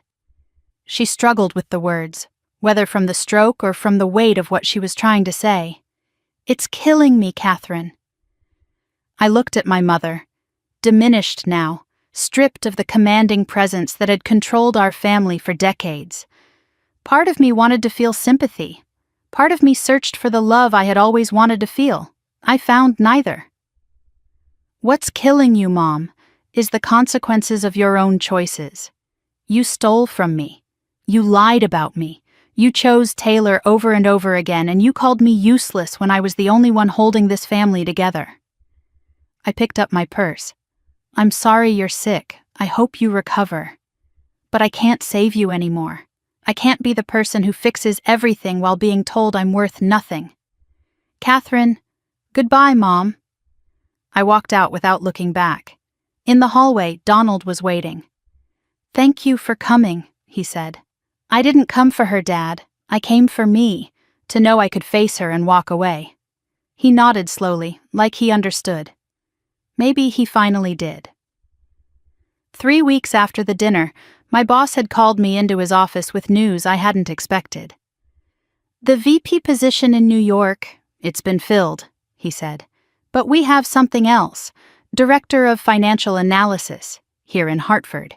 You'd be running the department.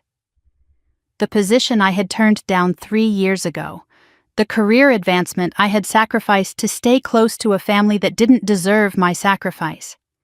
This time I said yes without hesitation. The promotion came with a significant raise.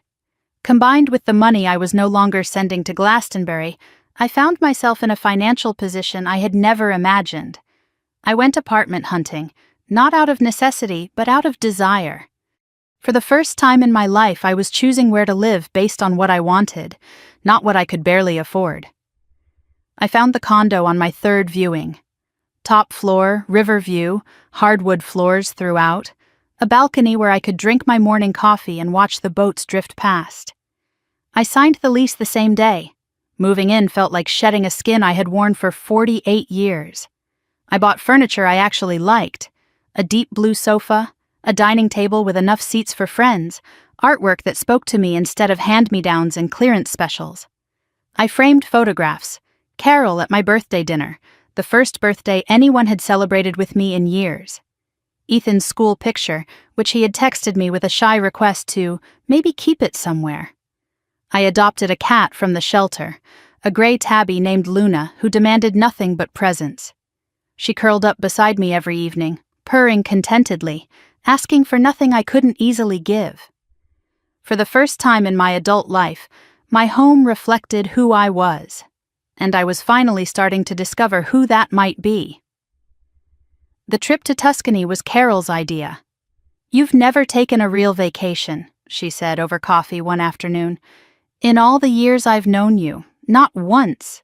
I've been busy. You've been exploited. There's a difference.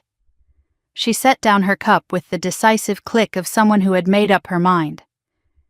I'm booking flights. You're coming with me. 10 days in Italy. No arguments. I almost said no. The old instincts were still there, the voice that said vacations were frivolous, that money should be saved for emergencies, that I didn't deserve rest.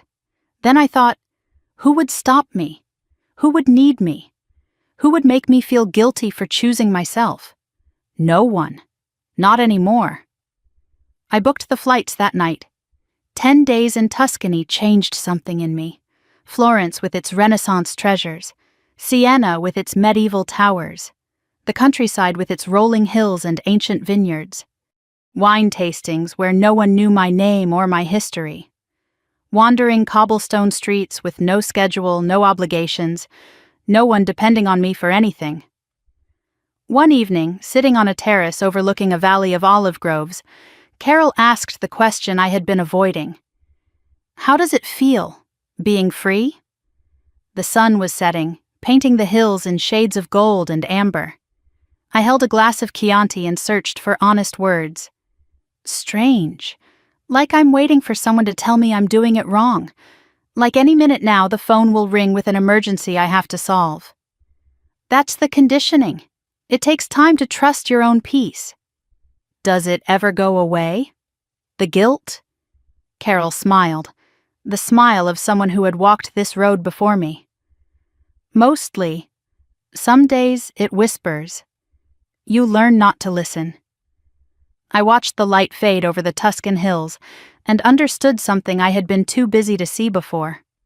I had been so focused on keeping everyone else afloat that I had never learned to swim myself.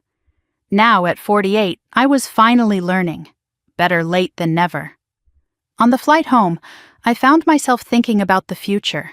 Not with dread, but with something unfamiliar. Curiosity, anticipation. What else had I denied myself? What else was waiting? When the plane landed in Hartford, I felt something I hadn't experienced in decades. Excitement. For the first time in my life, my future was my own. I had no idea what I would do with it. That uncertainty wasn't scary anymore. It was freedom. The letter arrived 2 weeks after I returned from Italy. I found it in my mailbox. Handwritten address in familiar script, Margaret's. No return address, as if anonymity could provide deniability. I almost threw it away unopened, but something made me hesitate. Closure, maybe. Or curiosity about what manipulation she would attempt this time. I sat on my balcony, Luna curled in my lap, and opened the envelope. 2 pieces of paper inside, one typed, one handwritten. Margaret's letter was typed, formal, almost businesslike, despite the circumstances. Dear Catherine, I am writing to inform you of our family's situation. The house is in foreclosure. The bank has given us 60 days. Taylor's divorce is draining what little resources remain. My medical bills continue to mount. Insurance covers so little these days. The familiar litany of woes, the setup for the ask. We are your family. Whatever has happened between us, that fundamental truth doesn't change. I would think, given your comfortable position, you could find it in your heart to help us through this difficult time. And then the line that made me laugh out loud, startling Luna from her nap. We are willing to forgive you for the scene at dinner if you will help us with the deposit for a new apartment. We can put this unpleasantness behind us and move forward as a family. Forgive me. They were willing to forgive me.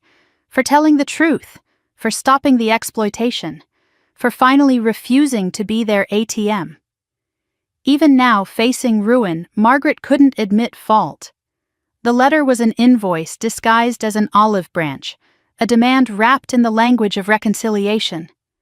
But it was the second piece of paper that made me pause.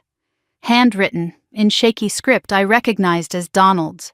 Just a few lines. Catherine, I'm sorry, for everything. I should have protected you, and I didn't. That failure is something I will carry for the rest of my life. I don't expect your forgiveness. I just needed you to say this, finally, in writing. I love you. I always have. And I'm proud of the woman you've become. Dad. I read his note 5 times. It wasn't enough to fix 48 years, but it was more than I had ever received from him before. I sat with both letters for a long time. The sun set. Luna purred. The river turned orange, then purple, then black. My first instinct was to burn Margaret's letter. Dramatic, satisfying, final. I even lit a candle, held the paper near the flame, watched the edges begin to curl. Then I stopped. Burning it would be a reaction. A response to her provocation. It would give the letter power it didn't deserve. Instead, I folded both letters carefully. I placed them in a box, the same wooden box that held Grandma Eleanor's letter, the one I had found hidden among worthless keepsakes. All the letters that mattered together. Not as trophies, not as weapons, as evidence of who they were and who I had been. Someday, maybe I would throw the box away. But not yet. The wound was still too fresh to pretend it had never existed. I didn't write back to Margaret. I didn't send money. I didn't call or explain or defend myself. Silence was my answer. And silence was enough. A month later, my phone buzzed with Ethan's name. Hey, Aunt Catherine, I made a decision. Tell me. I'm applying to colleges out of state. California maybe, or somewhere in the Pacific Northwest. Somewhere far away. How does that feel? Scary, but right. A pause. Mom's furious. Says I'm abandoning the family. I could imagine Taylor's reaction. The guilt deployment, the accusations, the tears, real and manufactured. What did you tell her? I told her I'm choosing myself. Like you taught me. The words hit me somewhere deep. Not painful, but profound.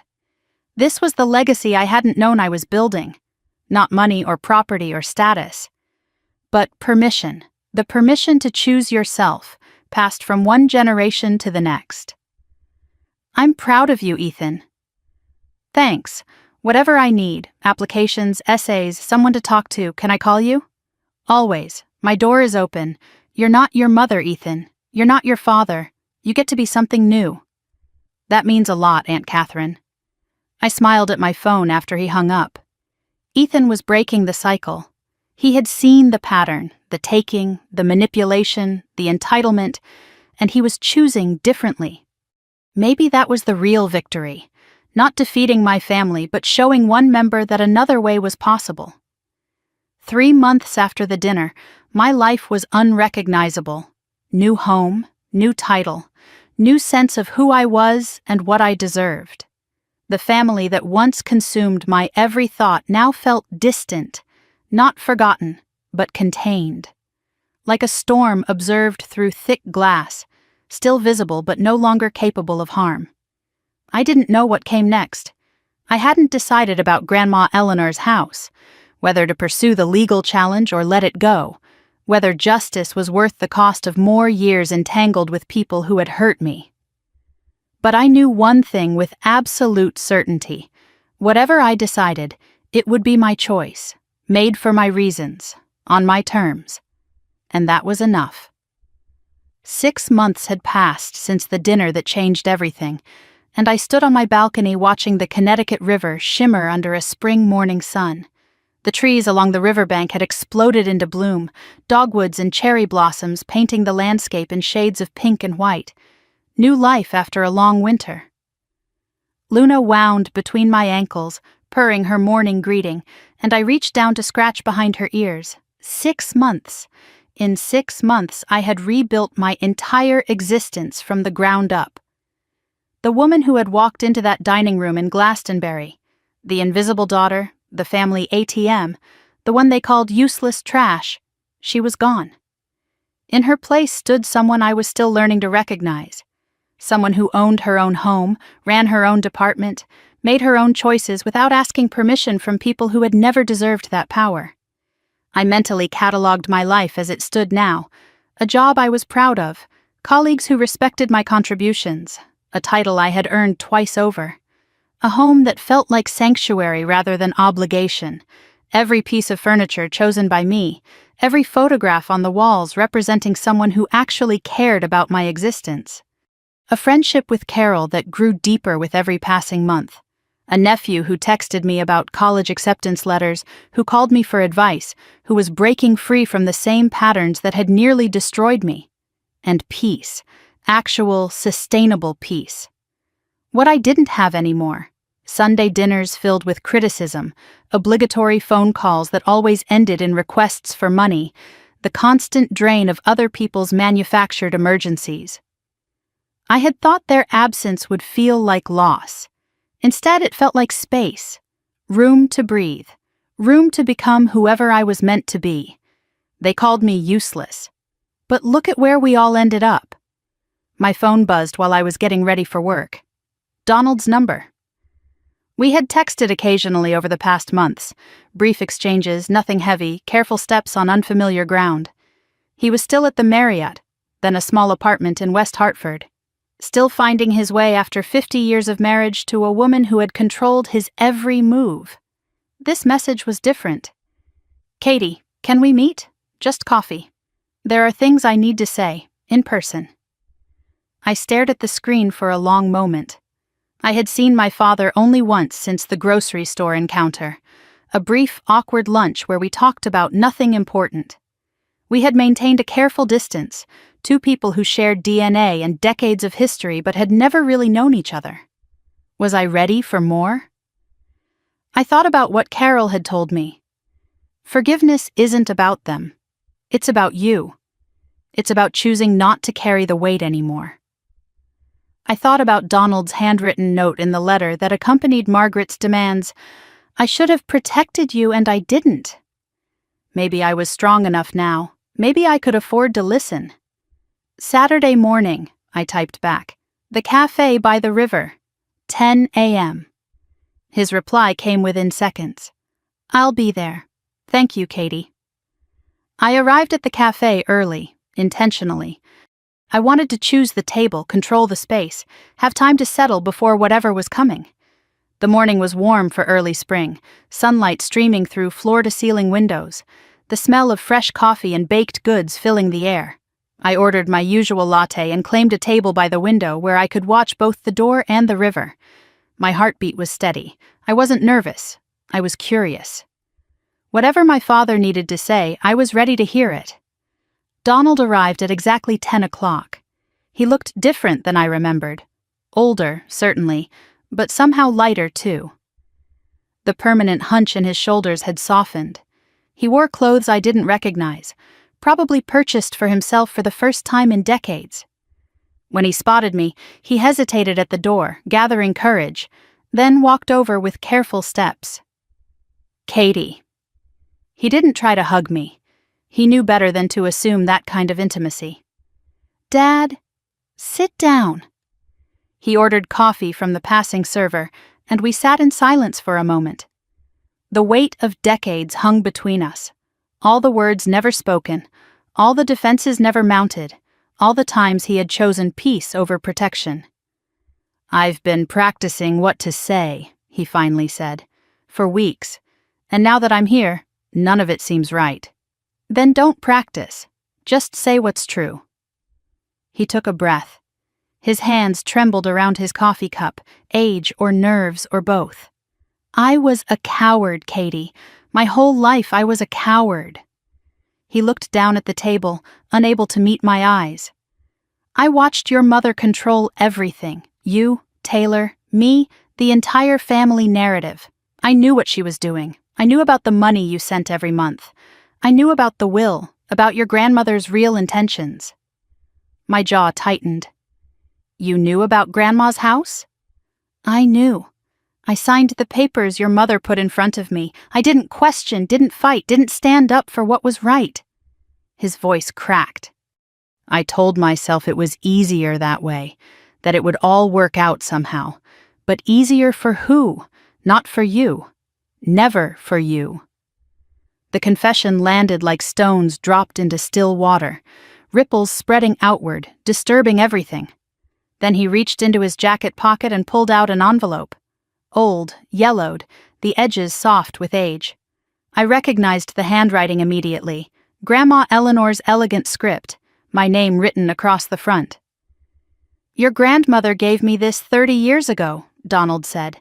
She told me, give this to Catherine when she needs it most. I was supposed to give it to you when your mother started being your mother. He slid the envelope across the table. I never did. I was too afraid of what Margaret would do if she found out. His eyes were wet when he looked up at me. I'm not afraid anymore. My hands shook as I picked up the envelope. Sealed for 3 decades. My grandmother's voice preserved across time waiting for me.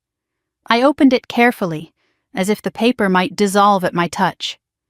My dearest Catherine, the letter began, and I could hear her voice in every word. If you're reading this, it means your father finally found his courage. Or you found your own, which is more likely knowing you. I've watched you since you were a little girl.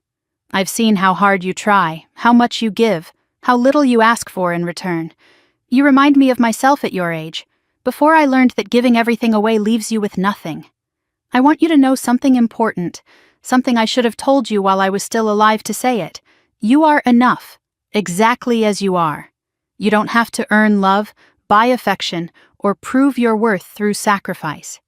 Anyone who requires that of you doesn't deserve you. The house on Maple Lane is meant for you, not because you earned it, but because you're the one who will use it wisely, who will honor what it represents. But more than property, more than inheritance, I leave you this truth. You have permission to choose yourself. You have permission to walk away from anyone who makes you feel small. You have permission to be happy. I love you, sweetheart. More than I ever said. More than you probably knew. Choose yourself, Catherine. It's not too late. It's never too late. All my love, Grandma Eleanor. The tears came before I could stop them. Not grief, release. My grandmother had seen me, believed in me, left me permission I didn't know I needed, waiting 30 years for the moment I would need it most. I folded the letter carefully and tucked it in my purse. When I looked up, Donald was watching me, his own eyes streaming. Why now, Dad? Why give this to me now? Because you did what I never could. You stood up and told the truth. He wiped his face with a napkin. You showed me it was possible to stop pretending. And I realized, if I died still holding on to this letter, I would never forgive myself. The harder question rose to my lips before I could stop it. Where were you all those years? When Mom was tearing me down, when Taylor took everything, when I was paying your bills while being called selfish? Donald didn't look away. He owed me that much. I was hiding, behind your mother, behind silence, behind my own fear. His voice was steady now, accepting the weight of his confession. I told myself staying quiet kept the peace, but there was never any peace, just the absence of screaming. I'm not asking you to forgive me, he continued. I haven't earned that. I don't know if I ever can. I just needed you to know. I saw you. I always saw you. I was just too weak to say so. I sat with his words for a long moment. The cafe bustled around us, other people's conversations, other people's lives, while we sat in our small bubble of truth. I don't know if I can forgive you, Dad, I finally said. I don't know if I want to, but I can acknowledge you. For finally speaking, for giving me the letter, for showing up today. That's more than I deserve. Maybe, but it's a start. After the cafe, we walked along the river path in silence.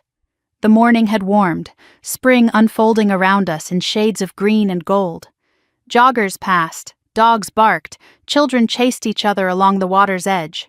Normal life, continuing its eternal rhythm. Your mother is in a nursing home now, Donald said eventually.